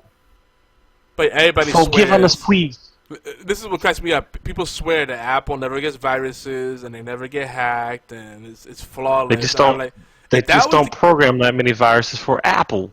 Yeah, because they don't have the market penetration. But it happened. Like, if that was the case, there wouldn't be specialized positions where they need Mac people. Though I have to say, you rarely come across a job rec where they say knowledge of Mac OS is requirement. Like, they always, if they put it in there, they'll be like, it's a plus, but not required. Like, or they don't even mention it at all. Like, yeah, Mac, who cares? Unless you're in a production company, like, that's one of the rare times, like a Showtime or, any kind of people in the movie or TV business, like, they tend to like the Mac. Because Final Cut. Yeah. Final Cut is still... It's still the big dog. Yeah. Because it renders in the background while you're working. Did I tell you guys? One of my clients used to be Showtime. I can talk about it now. It's years ago. Did we tell you guys? I think that's come up, yeah. That was a cool company to work at. Like, they were surprisingly chill for such a huge company. It's weird. Like, you would think like the small businesses would be more chill, but they're usually actually more high pressure because they expect so much more from each individual team member. But here they were like at Showtime. They were like, yeah, we can get to it. No problem. We can push up our deadlines. We don't need to get this episode done today. Like, what? It's crazy, man. It was like so chill Like that place like Netflix, same way. Yeah, I bet you they are the same way. But Oh, speaking of Netflix, for everybody, just a side note that Iron Fist comes out next week on the 17th. I keep hearing mixed things about it. It has to happen because you've already got the Defenders set up, then the Punisher's gonna come out eventually, and Oh yeah. I just want more Jessica Jones, please. Give me more Luke Cage. Yeah, more Luke Cage for me. Jessica Jones wasn't. Me and the wife tried to watch it. It just didn't. It wasn't clicking too well. It just got so. It's boring. See, Luke Cage, I love the urban setting, and I identified with it. But when I took apart that kind of like relatable aspect, like this minority love and this urban story, all right, I'm feeling that, you know. Then when I took that apart, I was like, oh, it's Family Matters. All right, cool, I guess. They actually did do a Luke Cage intro that I think was using the Family Matters music. We had this discussion already, remember? I just feel like as far as the story, it was the least compelling. And you know, I like the actor that played Luke Cage. Like I like a lot of stuff he does, but I didn't feel as engrossed in it as I did with Daredevil and Jessica Jones and all that. Like Jessica Jones, I like Jessica Jones because it was a different kind of story, you know. Like it was more drama and kind of noir, I guess, for lack of a better phrase. Yeah, but season 2 of the Big Red Guy was getting kind of, well, it's slow. Basically, you need to take Yogi's man card because he's talking about he likes chick flicks. Thanks, buddy. Well, I mean, this is why the voice is awesome. Jessica Jones also has a nice booty, so that doesn't hurt. That girl is skinny as anything. What are you talking about? She's skinny, but even though she's skinny, she actually has a booty. She got a little bubble butt, dude. She ain't got no choice. I mean, the backbone's got to come out of somewhere. No, dude. There's a lot of skinny jeans, dude. There's a lot of skinny chicks that have no booty. That's a good number of them. She's got some. Oh my god.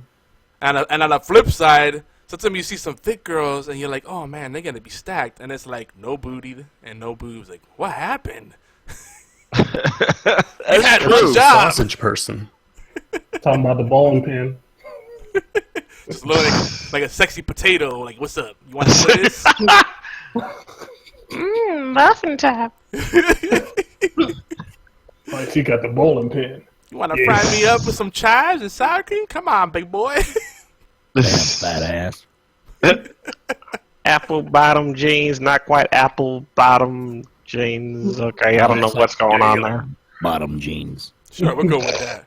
No, we gotta move on in a second. But one last thing I wanted to mention. My week, I haven't done much gaming, but I did catch up on some older games. I played Dragon Age Inquisition and Borderlands 2. Yeah, I saw you playing Borderlands 2. How'd you feel about Inquisition? Now that I finally got to really sit down with it, I don't understand why people don't like it. I'm really enjoying it. How far in are you? About an hour in or so. In the story. Yeah.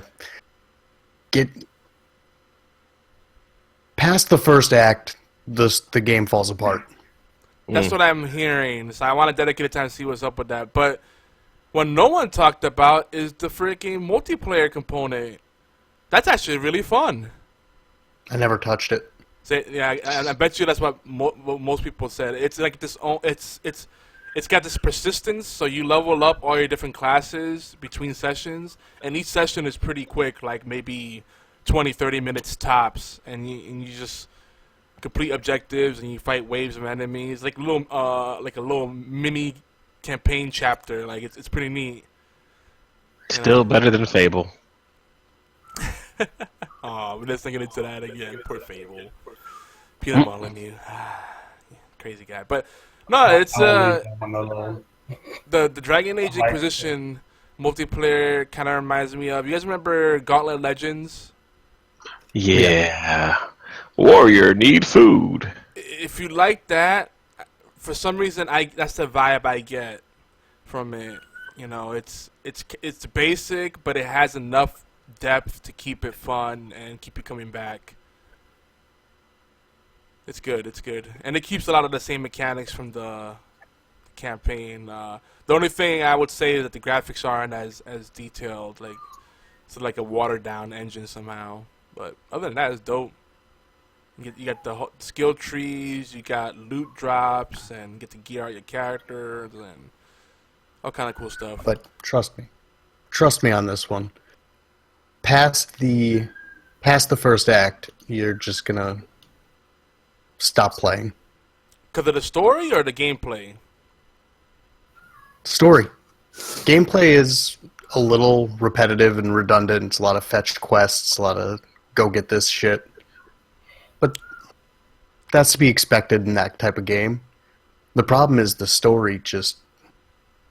The pacing is terrible. The characters are unlikable. It falls apart. Mm. When there's no real pressing issue after the first act. It's just like, oh well. Yeah, because I did notice that they go in guns blazing, like you really hit the ground running, and I'm like, man, they set the bar high. How are they gonna follow this up in the other acts of the game? So I could see that, like, it's pretty crazy to begin with. I'm like, it's epic. So I'm like, all right, so it only gets better from here, right? No, okay. Nope. But the thing I like I went in about with it the same.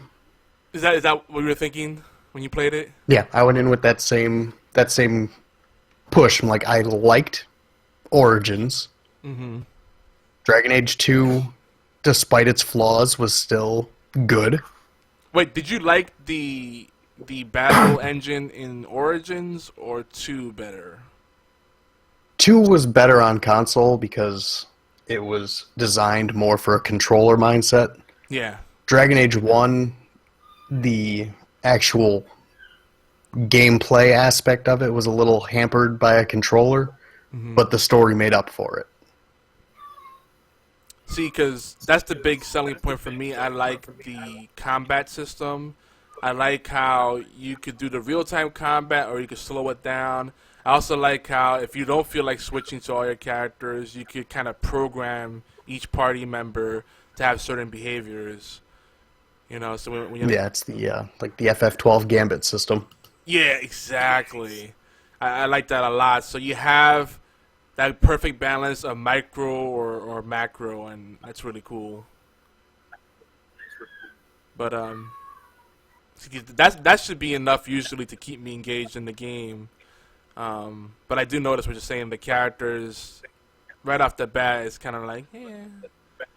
Like, I haven't met a Meryl yet. I mean, again, I'm only an hour or so in. Maybe 2 hours.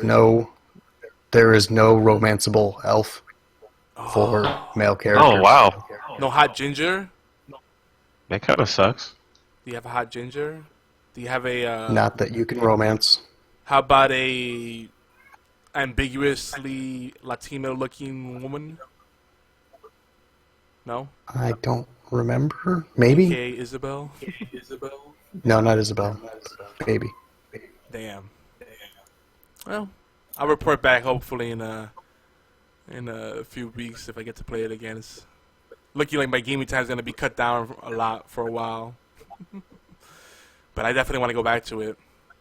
And Red Lycan in the chat says, why does the archer always steal all of the food? Oh, wait, I'm the archer. Archer's so fast.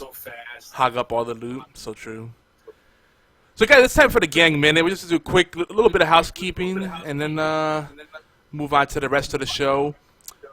We got the biggest thing tonight. Before we get into that, I want to remind everybody we do have other shows, and there's always confusion in here. Like, where do you find our other shows? Where you can find our other shows on all the podcast catchers, pretty much. TuneIn Radio, Player FM, Stitcher, Cast, iTunes, Google Play.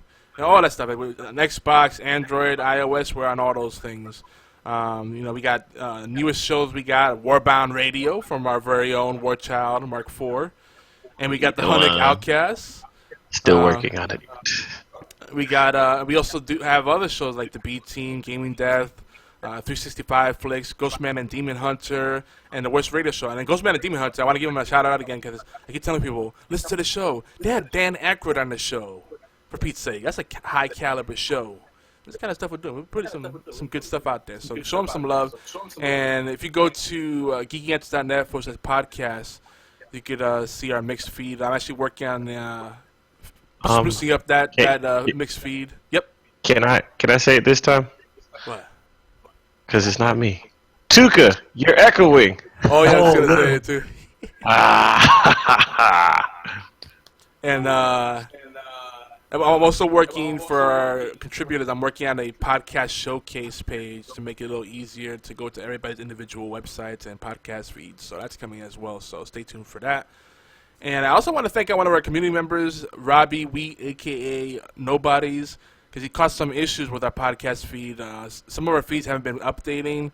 It's this weird thing with the way we're producing some of the XML files, RSS feeds. So I got to work on a long-term fix until it won't happen again. But it should be fixed for now. And what I'm going to probably end up doing with some of our podcasts is rebuilding the feeds from scratch. So if you see some episodes drop off, that's why, especially on HorsePLAY, since we got so many episodes, including like the bonus episodes, or I think we have like 300 plus separate files in there. It's a lot of stuff. So yeah, because some of our episodes were multi-parts, so that's another thing. We want to start downloading your favorites now, and you know what? Let us know which are your favorites. You can mail us. Mail at geekantics.net, or leave us a voicemail or a text message 646-801-2149. Because eventually what we'll probably do is like to kind of preserve the older stuff. We'll start doing like compilation episodes and highlight reels and stuff like that on YouTube and our podcast feeds. So all that stuff. Send Yogi $5. He'll send you a VHS tape of all the episodes. Dude, that'd be so sick. VHS, keep it old school, son. And, not even reel to reel. Beard will put together the Betamax because he's the Sony guy. Oh, wow. That's going back. Though Beta, I gotta admit, was the better format. VHS just got adopted by the porn industry, so that's what caught on. That's how it works.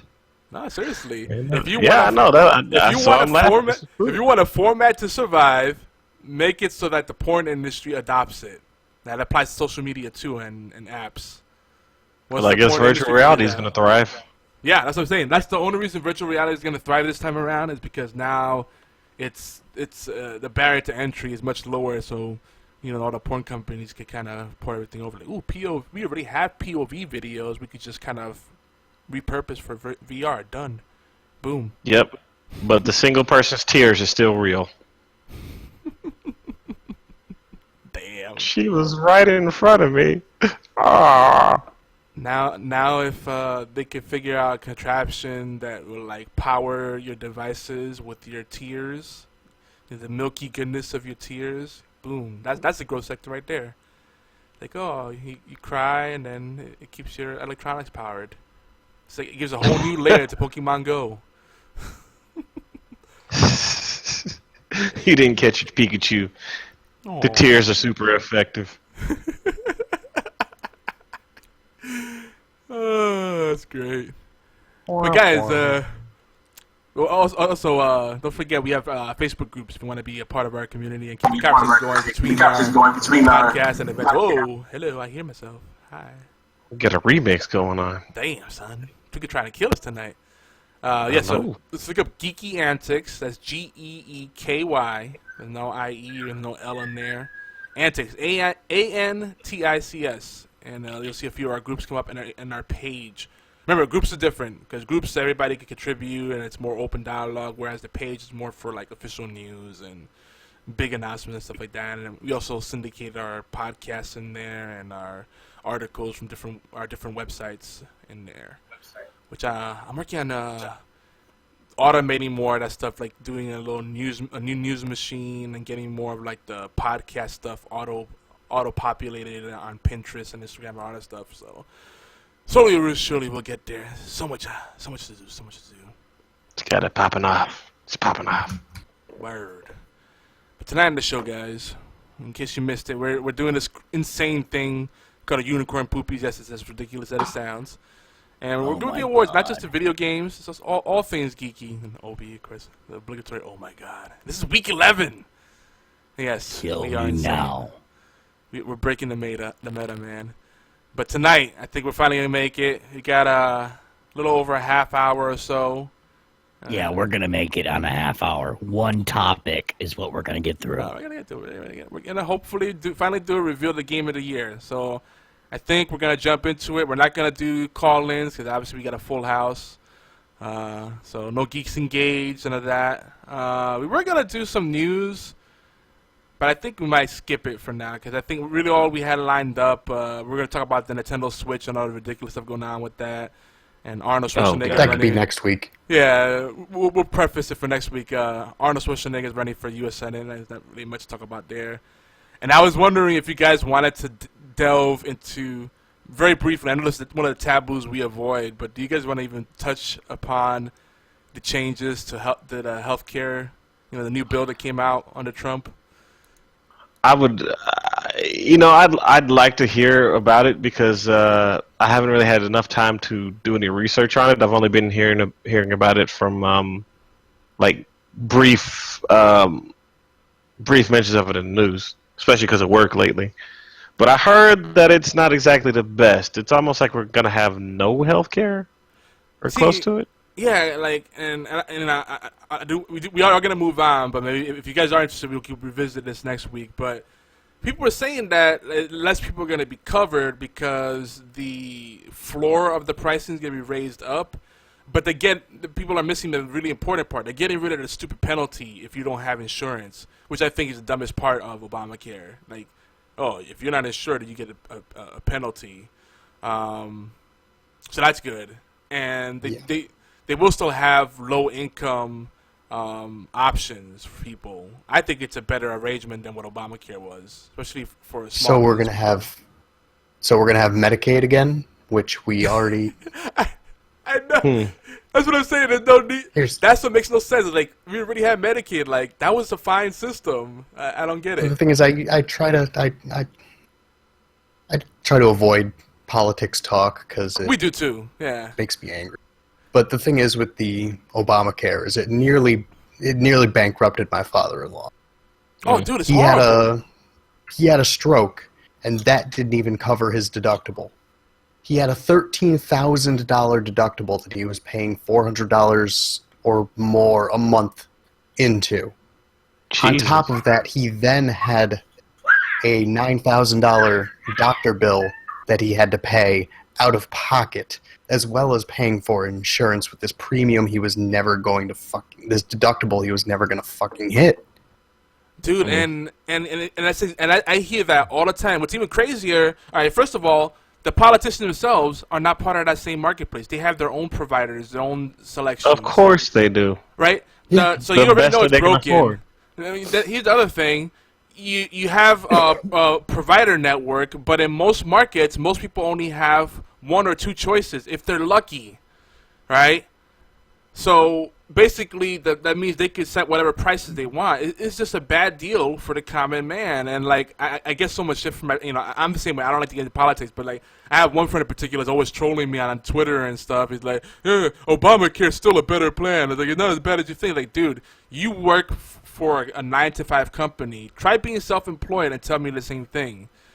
Or work for a company that doesn't pay for your benefits. Because now, what Obamacare opened up, and now that all the great compensation packages the companies used to offer, even the huge, and this is the worst part, the huge companies that have the money to offer those great employment packages, they're like, we can save more money and pay our executives more and have bigger golden parachutes and jerk off in the golden, vault more. While everybody else is suffering, because we don't have to offer. Yep. We're not required to give medical anymore. It's bullshit.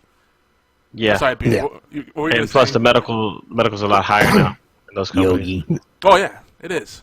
Bye. You're a dirty old man. You know that. Why is that? Because all you talk is about tits and ass, and then dick, then more ass. But talking about dudes, you're just a dirty old man. That voice is. And that topic is kind of scaring me. A dirty old man. It's just that's my go-to metaphor when I see people like suits taking advantage of the little people. I just see them jerking off like in a just like a tie and a shirt and a jacket, but no bottoms on. And they're like, yeah, we're getting pissed up. Fuck them in the ass. Oh yeah. What? Wow. Oh, that's been HorsePLAY Live, ladies and gentlemen. I hope you have a good night. We're going to go ahead and end it here. No, please. I am an adult. Anyway, I don't know. It's a very Not on emotional this show, you're topic.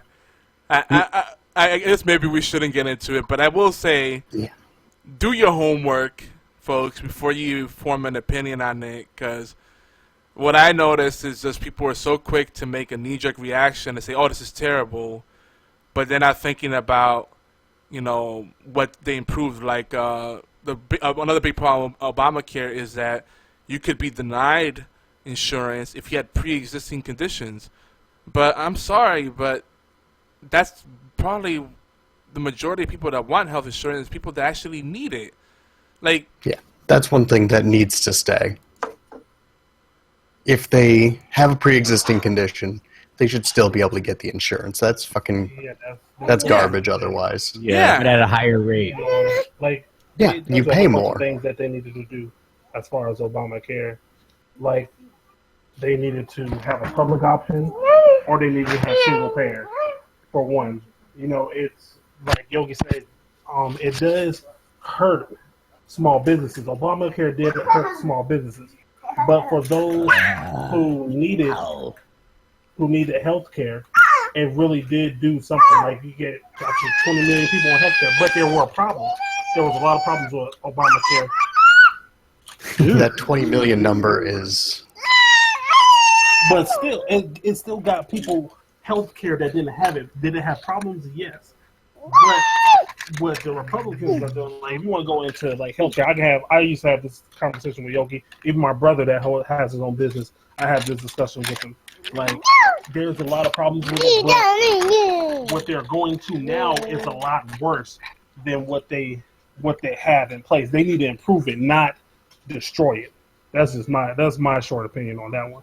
See, my thing is this. A lot of hospitals already offer charity care.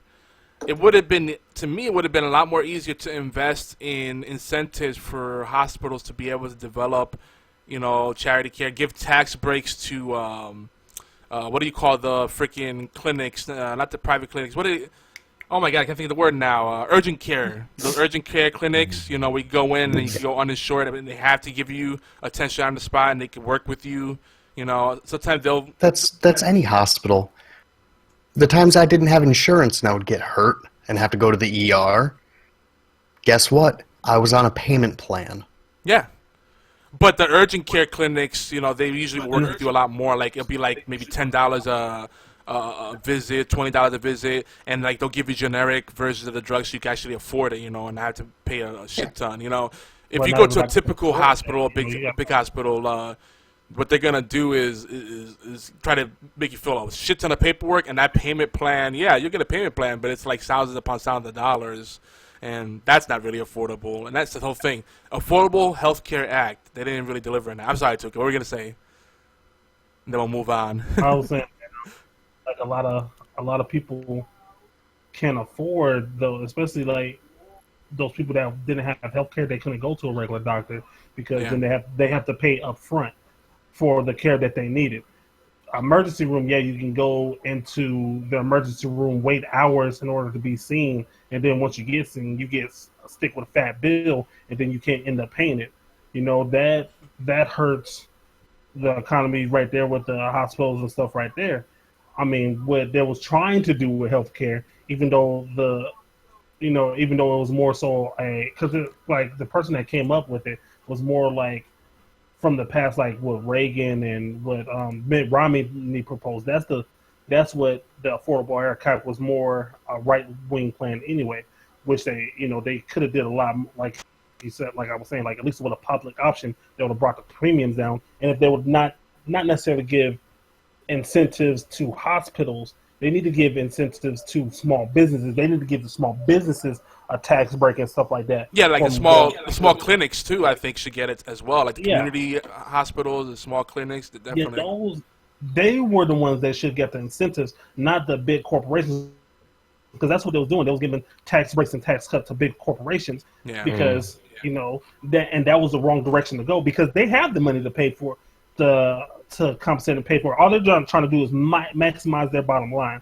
But people that are like trying to up and start, like small businesses like daycares and stuff like that that have like a few employees and stuff like that.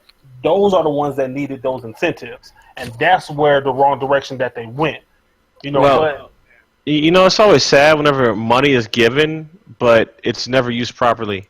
Kind of like when the stimulus package was given out. Oh God. That's what happens when the Was it government is ING? involved in anything. Yeah, true.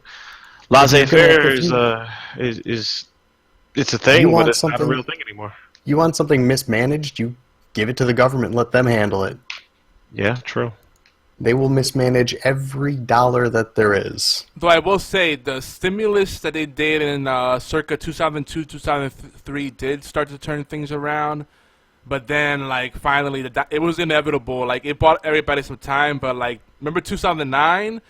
The unemployment rate was close to 10% nationwide. That's crazy. That's just insane. Like, 1 in 10 people were unemployed. Can you imagine that? If it stayed that way? Jesus. Yeah. You know what's even crazier though? During the Great Depression, unemployment was 25%. Oh yeah. Imagine 1 out of every 4 people you knew didn't have a job. Yeah, but that's where the country was headed to in that time. To be honest, for us, during the recession, that's where we was heading towards the depression. 100%. It was dicey there. We're on an upward trend right now. Things are getting better, but we're not completely in the clear yet. And one of the big reasons for that is offshoring. The offshoring of jobs is devaluing positions. It's devaluing the need to be an expert. I mean, we can go on forever. Like, there needs to be reform of the education system so people are not going to debt. And because if education wasn't such a huge cash business, then you wouldn't have the doctors would have to pay it as much just to pay back their loans, and it would lower everything down and make it easier for businesses to hire people and more people, not just one person that does 3 or 4 jobs. And they wouldn't have to go overseas to hire someone on pennies on the dollar. Like, it all comes around full circle. That's the thing. You're putting band-aids, but the root issues are there. It's plain as day. Make it harder for people to send jobs overseas. We've had this conversation. I know we had. All right, we'll move on. But we're talking video games here. I know. You guys gotta be passionate. We can sit down. We can sit down and have a real political talk some other time. Thank God. You're invited, Obi. Yes. Fuck you. We got some cough drops for you too. We will have you prominently featured on the marquee. Hey, can you guys hear this? I found my lost box when I packed, and it has my Snickers in it. Nice. Nice. It's a cough drop flavor? I know. I think you need it a little bit. Just a little bit. Right, let's talk about indie games. So we're gonna get into it, but just quick thing to put in the back pocket, guys. We could have on a future show. We can have a roundtable discussion. Let me know what you think about this. We talk about it off air, but we can all talk about what it's like working in our industries and what it is working 9 to 5 versus self-employed or consulting, subcontracting, whatever, and kind of like think about like the trends, like the changes in like what industries right now are growth industries and what's kind of going out the door. I think our audience might appreciate that. A lot of people are kind of in that headspace, like what I'm gonna do from here, because some industries are growing and other ones are just like terrible right now. So I find it interesting. Learn how to farm. Learn how to farm. Technology. Obi's already ahead of you there. Technology and esports. It's always gonna go. See, technology. Learn how to jungle right now. A daycare or a funeral home. Everybody gets born and everybody dies. That is true as well. But esports is about like the digital version of MMA. It's kind of underground, and all of a sudden it's growing. Turner even wants in actually Turner has a hand in esports now, so that's a sign.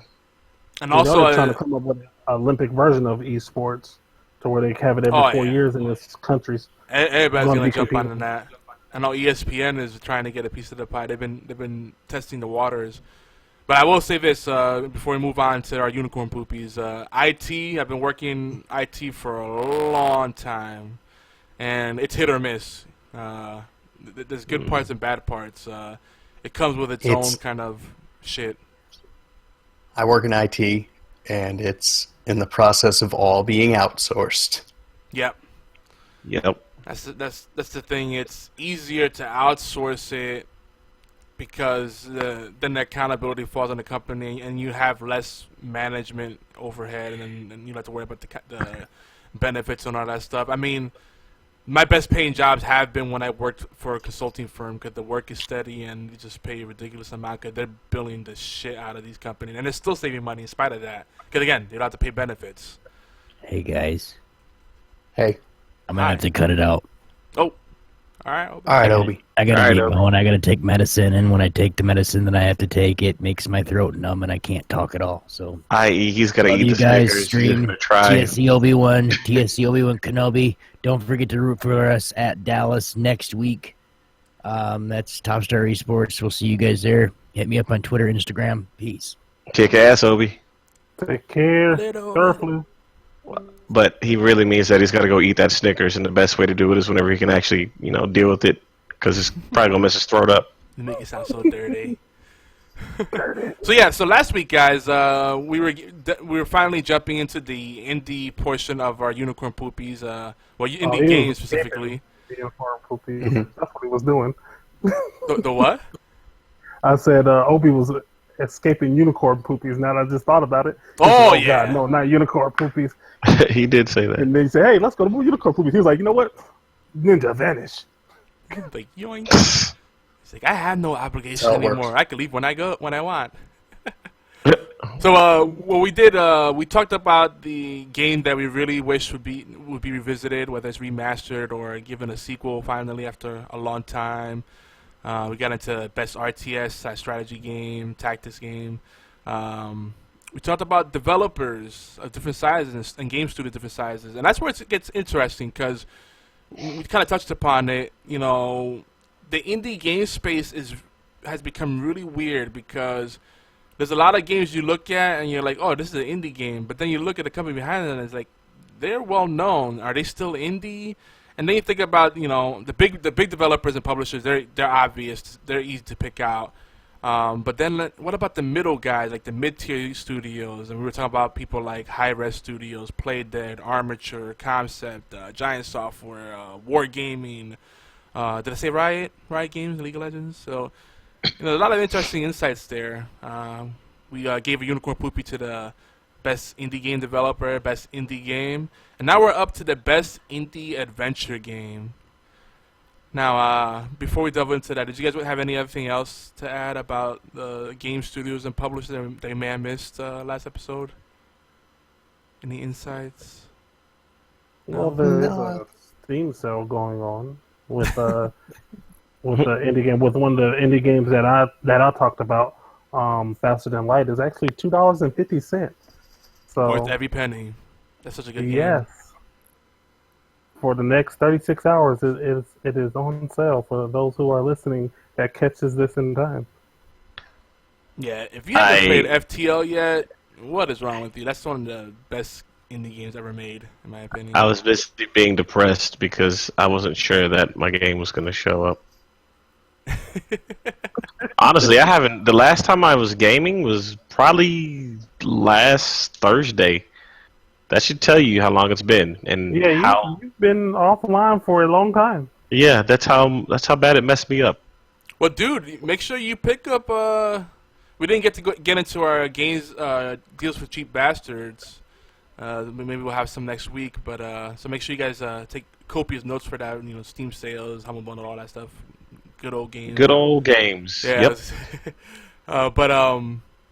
Yeah, make sure you pick up Borderlands 2. That's backwards compatible and on Games with Gold, and they have Layers of Fear, I think, is still up, and Project Cars. And Evolve is coming up soon, so we'll have lots of options for Xbox. Yeah, too. I know you're excited about that.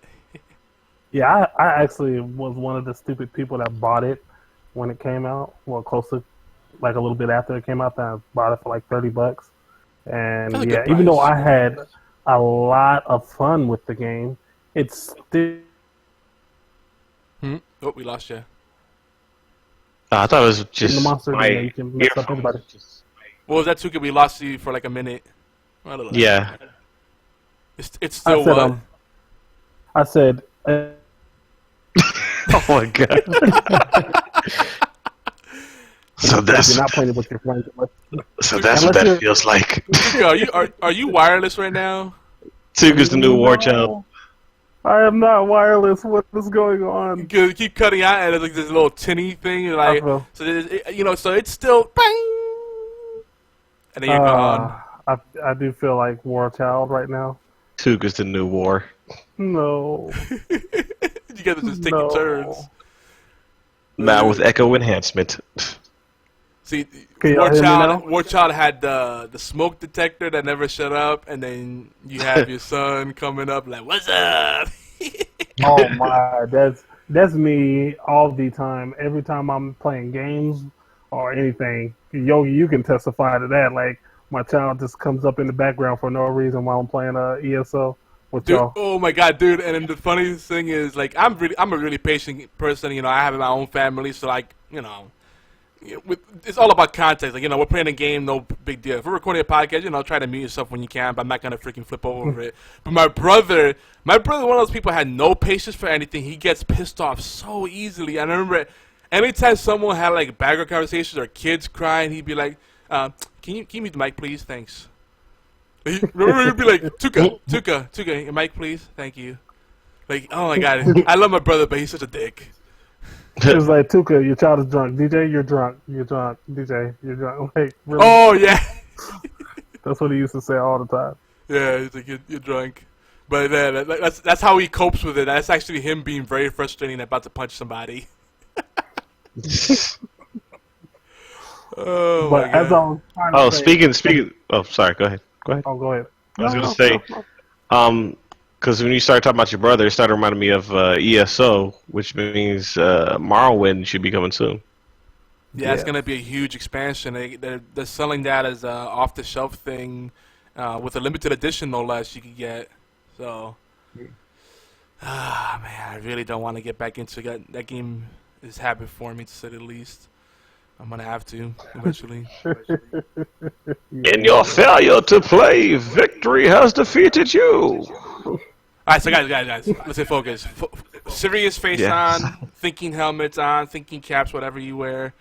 Best indie adventure game. So, because we said best indie game, but we want to give a little more love to the indie. So, adventure game, not action game, adventure game. I think there's a slight difference there. I think it's a category not given as much love, and when you do hear talk about it, it's always Zelda, or now everybody's talking about Horizon Zero Dawn, which apparently is disappointing and kind of formulaic, even though it looks gorgeous. But we won't get into that. But how about some of the indie adventure games? Some of the ones we have here are Dust and Elysian Tale, Hammer Watch, Valdez Story, Abyssal City, which is one of the most amazing games I've ever played. If you want to like play Zelda meets Metroidvania formula, dude, that's the game to play. Valdez Story, Abyssal City. That's getting my voice right off. That's getting my vote right off the bat. That's getting my unicorn poopy. You guys have any ones you have in mind? Indie adventure games you played 2016. Oh, you know what? Inside would count. Though, is that really indie? Who knows? It's borderline. Beard, are you thinking of one? I heard you mumble there. I didn't really touch most of these games. Well, did you play any indie adventure games? I'm checking now to see make sure the games that I did play aren't like absurdly out of date. Wow. Because it would be If you I'm even trying to touched keep it last within year, we'll like take it. no. Doesn't count Terraria. if it's- this game. I think this game might be older than Terraria. Oh, didn't want that to happen. It's way older than Terraria. Yeah. Did you play it last Oh, year? Because I played. Yeah, I was he said playing. he played it last year. Yeah. Elliot's Quest was good. Okay. Is that your pick? Yeah, but that game came out in like fucking 2012. Let's see, that more reason to get the love. I mean, Valda's story is at least 4 years old, and people still haven't heard about it. But like anytime I run into someone that did play it, they're like, "That game is amazing." I need to stream that game and finish it so you guys can see the boss battles and the level design and the level up system and the powers you get and just the combo system. Like everything about that game, like all the little details, are so good. My pick would be 3D Doom or 8-bit Doom. No, it was like going. It was indie. It was like a little side-scrolling Doom. It was free. It was awesome. All right, I'm with you. I love Doom, so no argument from me. How about you, Tuka? With the echo over there. My bad. You chocolate chip lucky motherfucker. I don't look like a chocolate chip. Nobody I get the am call brown. back? Nobody gonna respond to that? Aw. Probably Terraria, because I really haven't played any action. Adventure. Maybe Terraria or Battle Block Theater. One of those two. I don't really think Battle Block Theater counts as a adventure. So, or Castle Crashers, or Terraria. One of those two. Because I haven't really played any adventure indie games lately.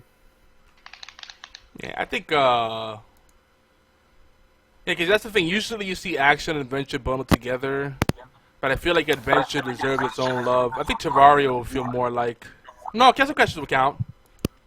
It's got a kind of an epic vibe going to it. It's a little bit of exploration in there. Yeah. It's more on the action side, but I think it can count. So which one is it, Terraria or the Castle Crashers? Probably I'll give it to Terraria. I haven't been able to play it with anybody yet, so I haven't had the full experience of it. What do you have it on? Steam. We'll have to play sometime. It's pretty fun. Cool. Castle Crashers is a really good game. Yeah, and they got the remastered version too, so more reason to come back. Yeah, I just noticed that. I was playing Castle Crashers. I hadn't played for like a year. I fired it up a couple weeks ago, and I'm like, this looks better. Mm-hmm. They went in and gave it a nice little facelift. Yeah, because whoever owned it, pretty much on all platforms, I think, got the remastered version if you updated or downloaded it in time. Yeah. They did on Xbox One too. Like, it's a cool deal. Like, if you had the 360 Castle Crasher, you got the remastered for free on Xbox One. Mm-hmm. Oh wow! I didn't even realize that. Mm-hmm. Yeah, it's nice. It's a nice subtle little facelift. Yeah. And just as awesome. It definitely brings some new life into it. I have a question before we go on to the next one. Can on Borderlands 2, even though I have it on Xbox One and you downloaded the backwards compatible 360 one, I think we can play together, can't we?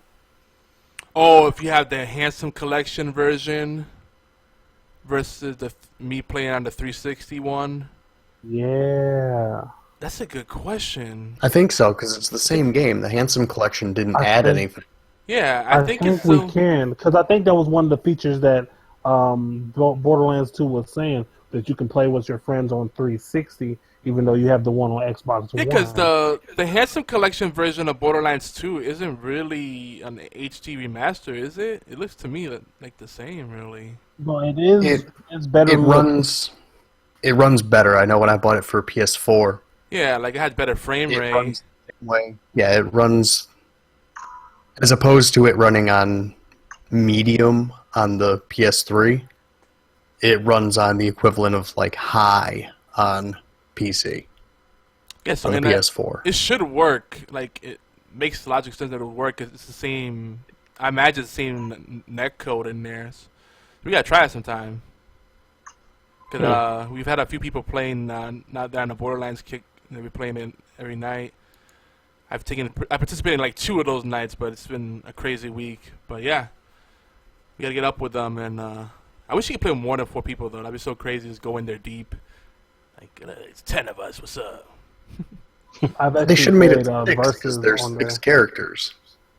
That's true. What were you saying?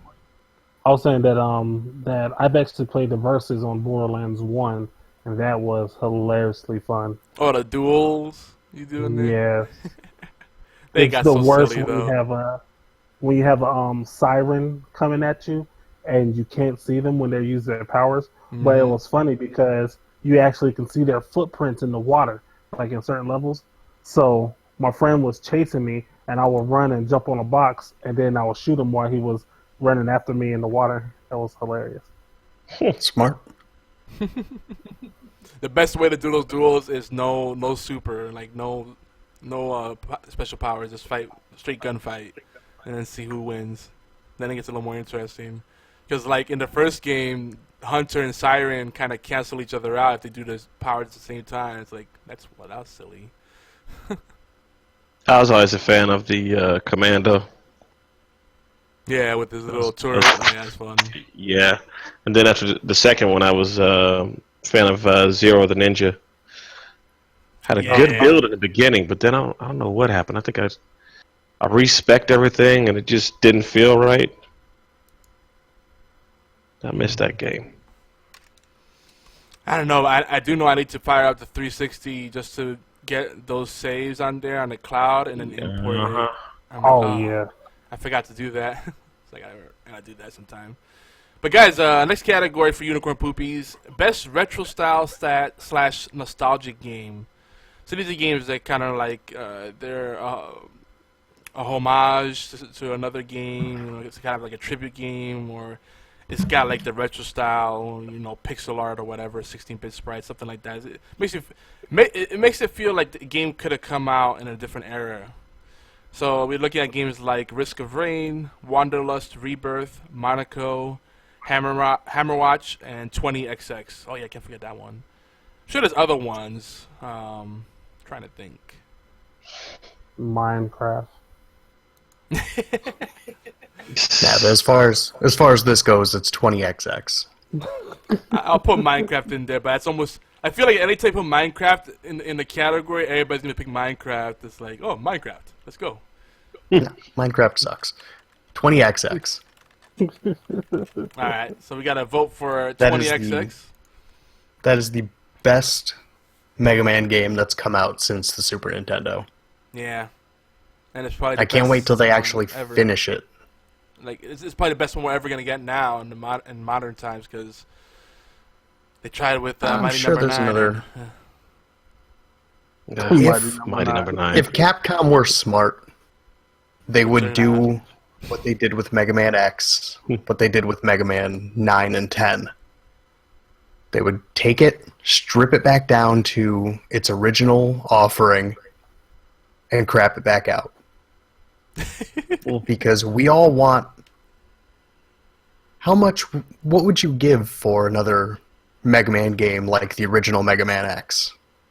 Oh, I love those games. God, Mega Man X is nice. Because the Mega Man X, they're like super hard, and they got like the anime style and all the different playable characters. It's so good. What were you gonna say, Tuka? Yeah, I mean, they made...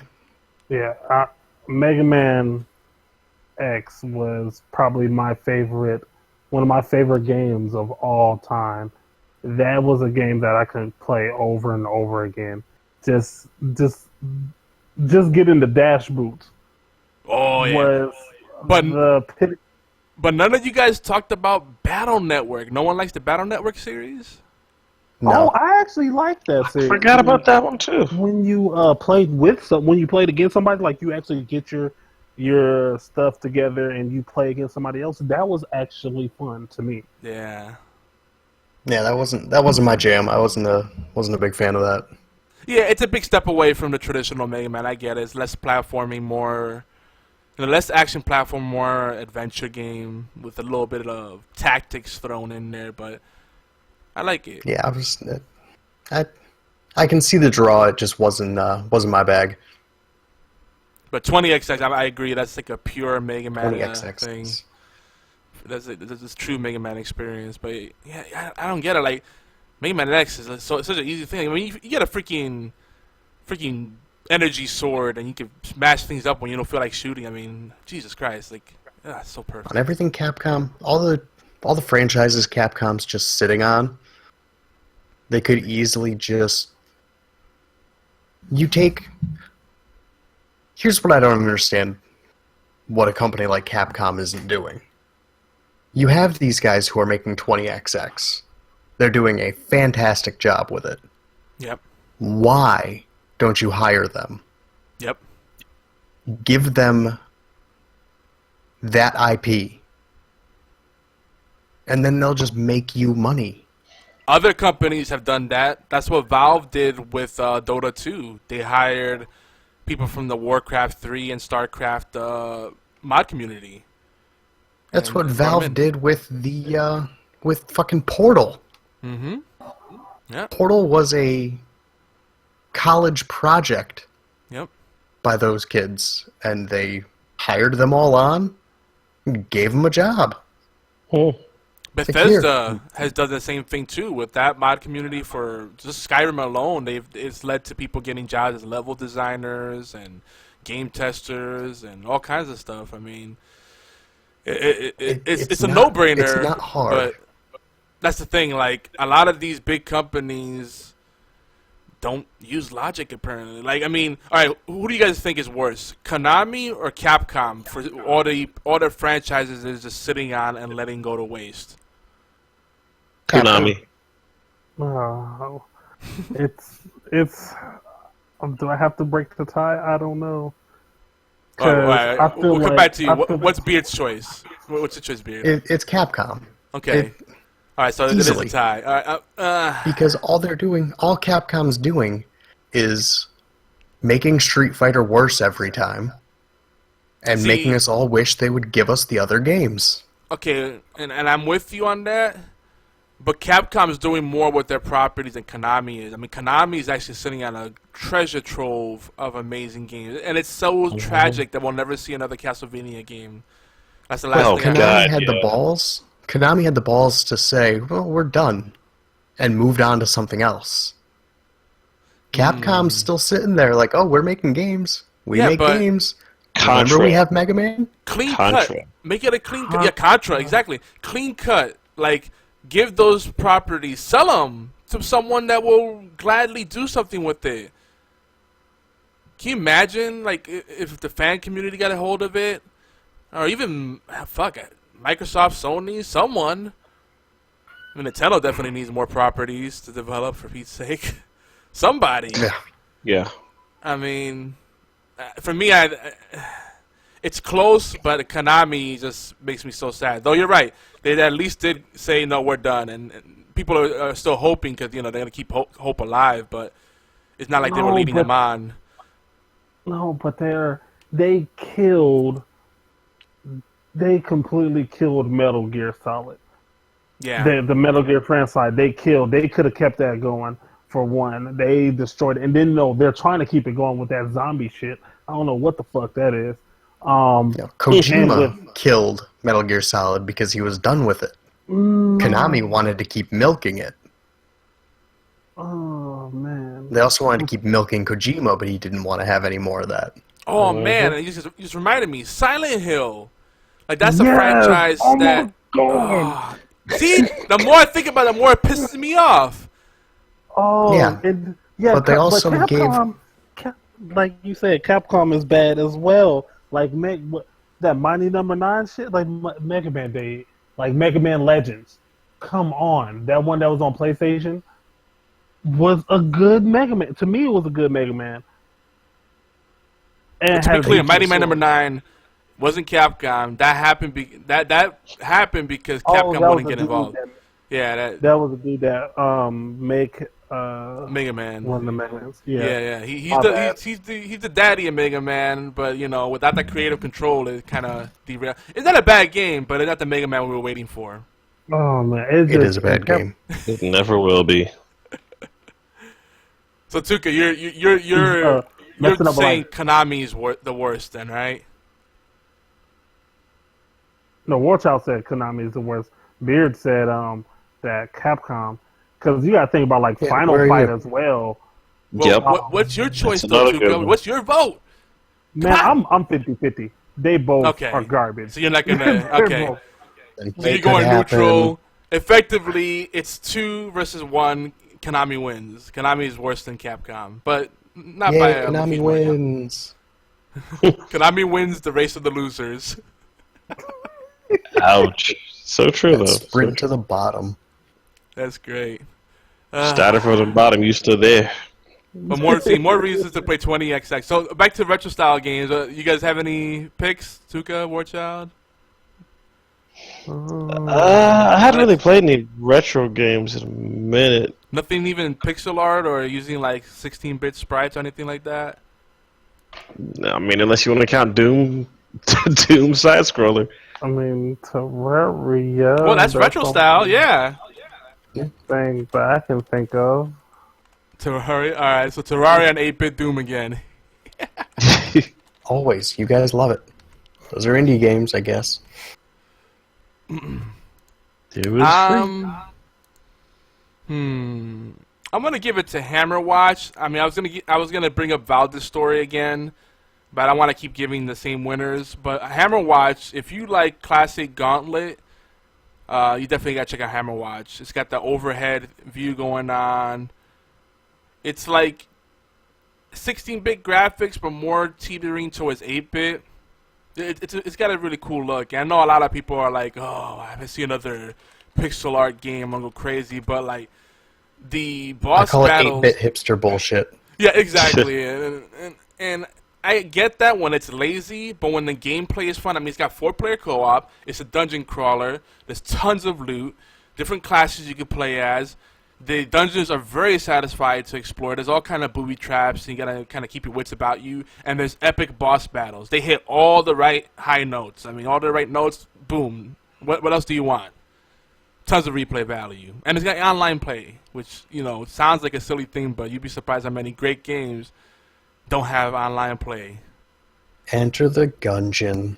Yep. Womp womp. God, I know. I guess they had to sacrifice that to put in that really cool kick-ass music. This music?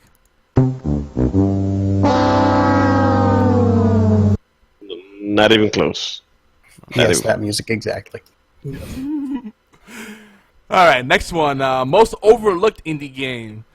This is the game. And we got this category, one more, and then we're going to wrap it up, guys. But this is the game. We got to really talk about this. I want you guys to pick an indie game that every time you mention it and friends say, I never heard of it, you cry and maybe die a little bit on the inside. That's what we're looking for here. Some of the choices we have are Feria, Heavy Bullets, La Mulana, War for the Overworld, Duelist, Wanderlust, Rebirth, Risk of Rain, Dungeon Land, Valdez Story, Abyssal City, and Hammer Watch. I already have my pick. Yeah, you're going to give it to Valdez. I mean, that's the only one of those indie games that I've never heard of. The rest of them I've heard of and seen little bits of. Valdez Story is the only one that was completely unknown to me, so it kind of would have to get it. Side-scrolling 3D Doom. 8-bit Doom wins again for Warchild. Yeah, Simulator. Valdez Triple Crown. Valdez Story gets it for me because that game, like, when you do boss battles, sometimes a lot of times boss battles are very predictable. Like, they go through the same loop of like 3 or 4 different behaviors, and then you can figure it out quickly. But here, with the boss battles, the mechanics are really complex, and there's a lot of subtleties, and if you don't pick up on it, it can be very frustrating. But when you finally figure out the nuances of the game, you feel so accomplished that it was well worth it, and you feel rewarded as you progress through the game. And it's got that right balance of frustratingly hard and super rewarding. And I think that's the balance that games don't get right. And it goes against the grain. It doesn't fucking hold your hand with a stupid forced tutorial and making it so easy for you to beat the game. Like, it really encourages you to figure out things on your own, and I love it. Every step of the way, fantastic, and it's a beautiful game. It looks really good. Now, Tuka, I think you're the last one. What is your choice? I have not heard of none of those games besides Risk of Rain, so I'll give it to that. So, I mean, Risk of Rain to me was a good game. My friend introduced me to it. You can say FTL. Which one would you just say? Which one do you like better, FTL or Risk of Rain? I mean, but more people played FTL than Risk of Rain. So, from what I hear.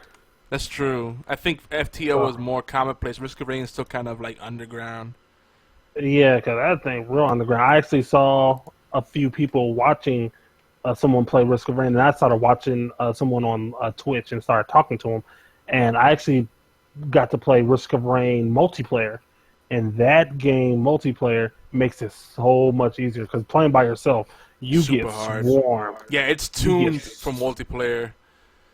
Oh my god, you get swarmed. I played 2 players and we actually beat it playing 2 players, but because you actually can revive each other and all that good stuff like that. Or if one person survives through the level, then the next level, both of y'all get to come back. So yeah, they made it easier. That game used to be really hard. Like the timer used to move so fast that the challenge, like the longer you play the game, the higher the difficulty gets. It used to get to nightmare, but it used to go up faster though. Like it would go up to. It is fast. That thing is fast as that. No, it used to be really bad. When it first came out, dude, you didn't want to dilly-dally. Like, it was meant, like, they tuned it for, like, speed running. It's got a much, it's still super hard, but, like, they made it a lot more reasonable than what it used to be. This is a good game. I love Risk of Rain. We gotta play that sometime, especially if we have a good host, because for some reason when I host now, ever since the last update, it's janky as hell, or it won't work at all, and I haven't bothered to really figure it out. It's like, I don't want to do extra work just to play games. Like, I'm an IT guy, but it's like, I don't want to figure out the freaking forwarding and web supports and then work. Set up a virtual VLAN or something, VPN or something just to play the game. That's a lot of work now. But, alright guys, this is what we promised. We're finally getting to it. Hands down, overall game of the year. The GOTY, we're doing it. You guys think about your choices. Some of our nominees include Rainbow Six Siege. Okay, right out the gate. Doom gets it from Warchild. We got a Division, Overwatch, XCOM 2, Final Fantasy 15, The Last Guardian, Pokemon Sun Moon, Salt and Sanctuary, Titanfall 2, Enter the Gungeon, and Stardew Valley. Do we miss any? Doom. Beard, what's your choice? I have a feeling you've made up your mind here too. Beard's choice is Doom. I haven't made up my mind though. That's the thing. There's about 3 games vying for it. Just Doom it. Because Stardew Valley is really good. Just Enter the Gungeon I can't stop playing. I love Gungeon, but just Doom it. Just Final Fantasy 15 lived up to the 10-year wait. But there's no Doom in it. You're right, they didn't have the Doom magic in there. Salt and Sanctuary was a very surprising hit coming out of a 2-man dev team. It's a good looking game too. It's an interesting art style. It's a brutal difficulty. Oh yeah, I like watching people play that game.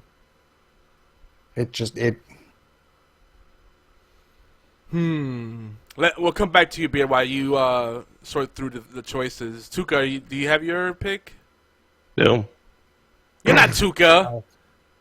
I'm black. Close enough. Really? Really? You are tall with dreads. I am tall with a fade. Goatee and glasses.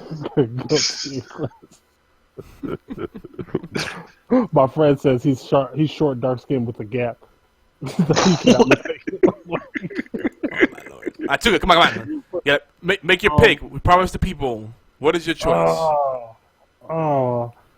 It doesn't have to be one on this list. Just think about the game you played the most or that had the biggest impact that you really feel deserves Game of the Year 2016. My name is Tuka, and I approve Doom. We made it easy. It doesn't even have to be a game that released 2016. I mean, for me, Division came out weak, but then as I played it more and they came out with Survival and some of the other expansions, really was like I started playing that heavily. Mm-hmm. Final Fantasy 15 lived up to the, like Beard said, that 10-year wait. I watched the movie first. Did you play before it? It came out, and then I started playing that game. Yes, you saw me play it on. I was on the heavy for a long time when I didn't have internet when I didn't have internet for a month. That's what I was playing, and I was zooming all across the damn map. How much Justice Monsters did you play? Man, Justice Monsters. What the little pinball game? Oh, I did play some of that. Now that you say the pinball game, yes, I was playing that too. Damn, son. You say it's game of the year, you don't even know what the little mini game is called. Damn, that's fucked up. Oh man, like Final Fantasy 15 probably for me. I love that game to death. It is a fun game. Doom had a Doom. No Doom. I didn't play. Doom had a Doom. I didn't play Doom. Definitely gets a lot of love from me. And Division, that game keeps getting better and better. This released The Last Stand. That thing is great. I did not play it. Yeah, I played it. I played it last Friday when we were doing the podcast that didn't get recorded properly. Yeah, no, I'm sorry. I thought nothing on it recorded, nothing from OBS, nothing from Twitch. I'm like, rah! That's why you pre-show and test and make sure it's recording. You know, you'll get there. Warbound Warbound Radio will be delayed another week or two, so stay tuned. But the Division is dope. But you guys know I'm a long-time Doom fan, and Rainbow Six Siege dumped so much time into that last year. Still playing it, still going strong, still super fun, super replay value. And that game, against all odds, has been actually becoming more popular, not less popular, and they keep making it better somehow. It's crazy. It still has its issues, but it's just such a unique experience. Doom would get it for me, but the one reason it won't get Game of the Year for me is because I can only play the Doom campaign in small sessions, and this is how I know I'm getting old. I can play Doom for maybe 2 or 3 hours tops at a time, and that's pushing it. Usually I could do it for about an hour, and I already have, I have kids. I have a very demanding work schedule and clients that are major PETAs, pain in the ass. And Doom just gets your stress level so high up there that, it's just intense. That game does not let up on you, and I refuse to play it on the easy difficulty. So I'm slowly but surely making my way through the campaign. And I'm also one of the people that love the multiplayer, but the fact that I can't dig into it the way I would like to because it's just so hardcore, that puts it down for me. I can't just enjoy it in small doses as much as I'd like. And I want to beat the campaign. So the fact that I didn't feel that compelled to beat the campaign because of that barrier, Rainbow Six Siege edges it out for me. Game of the Year. That's my unicorn poopy for the Game of the Year. Now, Beard, you heard all our deliberation. You have a better idea what you're thinking about? Yeah? Yeah, I'm going to give it to Final Fantasy 15 on the promise of also what's to come. All right. Because have you seen the going forward, the DLC stuff that they're going to be adding? They're going to be adding multiplayer. They're adding, there's a multiplayer game coming in, but they're adding in an entire story arc for what goes on during the 10 years of being trapped in the crystal and the demons that Noctis has to fight in there. And they said that story arc is going to have... Oh no! Yes. Some of us were curious about the game, but didn't pick it up yet. Yeah, but you have no context for what I'm talking about. Yeah, I'm gonna forget. By the time I get there, around I'll to be it, like, "Oh, thanks, Beard." No, by the time I get to Demon it, Crystals and Noctis. Yeah, I know. By the time I get to it, I'm not gonna remember shit. So I'm definitely gonna pick up the game eventually. It's just that kind of undertaking. As it is, I really wanna get further in Dragon Age Inquisition. That's a pretty huge game in itself, and it's like I'm even working a little bit on Lost Odyssey, and I'm really intrigued to get further in that. And it's like I never got to beat it the first time around. So that game is amazing. I know, and it holds up pretty well. That game is storytelling wise. That game is one of the best RPGs that's come out in the last post the golden age. Yeah, I agree. I already could tell from what I played, and like right off the bat, you're already getting choked up and getting attached to the characters and so intrigued. Like, how many of the nightmares have you experienced? About 3 or 4 of them so far, I think. Some of those are just crushing. Yeah, like the one with the little girl and like your final words. Oh man, yeah. Goosebumps right now. Like, ugh. Yeah, that game. Like right now, I'm like, I'm not in the headspace to be going through those kind of feels right now because stress is enough as it is. So I'm gonna come back to it, but that game is definitely an epic. It's a very emotionally draining game. Yeah, but that's a masterpiece. And that's a game I think that sadly didn't get nearly enough love. So I want to give it some attention. Maybe even because it was an RPG on the 360. Who plays RPGs on the 360? On that note, guys, that's all we have. There you go. That's all we have time for tonight. But don't forget, HorsePLAY Live is everywhere you can listen to or download awesome podcasts, including allgames.com, Google Play Music, Player FM, Stitcher, and TuneIn Radio. And, of course, the podcast app, now previously called Cast on Xbox. So give us take a few minutes out to thumbs up, favorite, subscribe, and share. Tell a friend about us. Leave us some reviews and comments. I know every podcaster's like, hey, leave us a review. And it seems like we're just kind of just all saying the same thing and kind of pushing the issue. But it really matters because really the only way you move up in the directories and the search results and on these different podcast platforms, especially iTunes, is if you have those reviews. So, even if you just say, good job, something is better than nothing, and consider giving us 5 stars. If you think we deserve 3 stars, I get it. But, 5 stars would be ideal. Give us 4. That way we know we have something to reach for. Yeah, there you go. 4 is a good compromise. You mentioned, I promise I won't be mad again. Warchild will be happy-go-lucky for going forward. There you go. No bush action.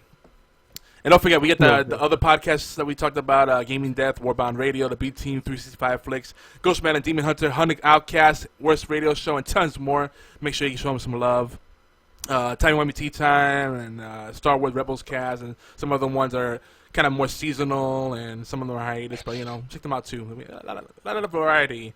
We're on YouTube, youtube.com/geeky antics. If you want to see our schedule, which I need to update this information, I think, geekyantics.net/schedule. And that's all the plugs for now. We just want to thank TechnoAx, that's Techno with a K, for providing a lot of our royalty-free music for the intro, outro, and background music. Most of the time. Still we use other music as well. But guys, this is the part now where we everybody plugs their stuff.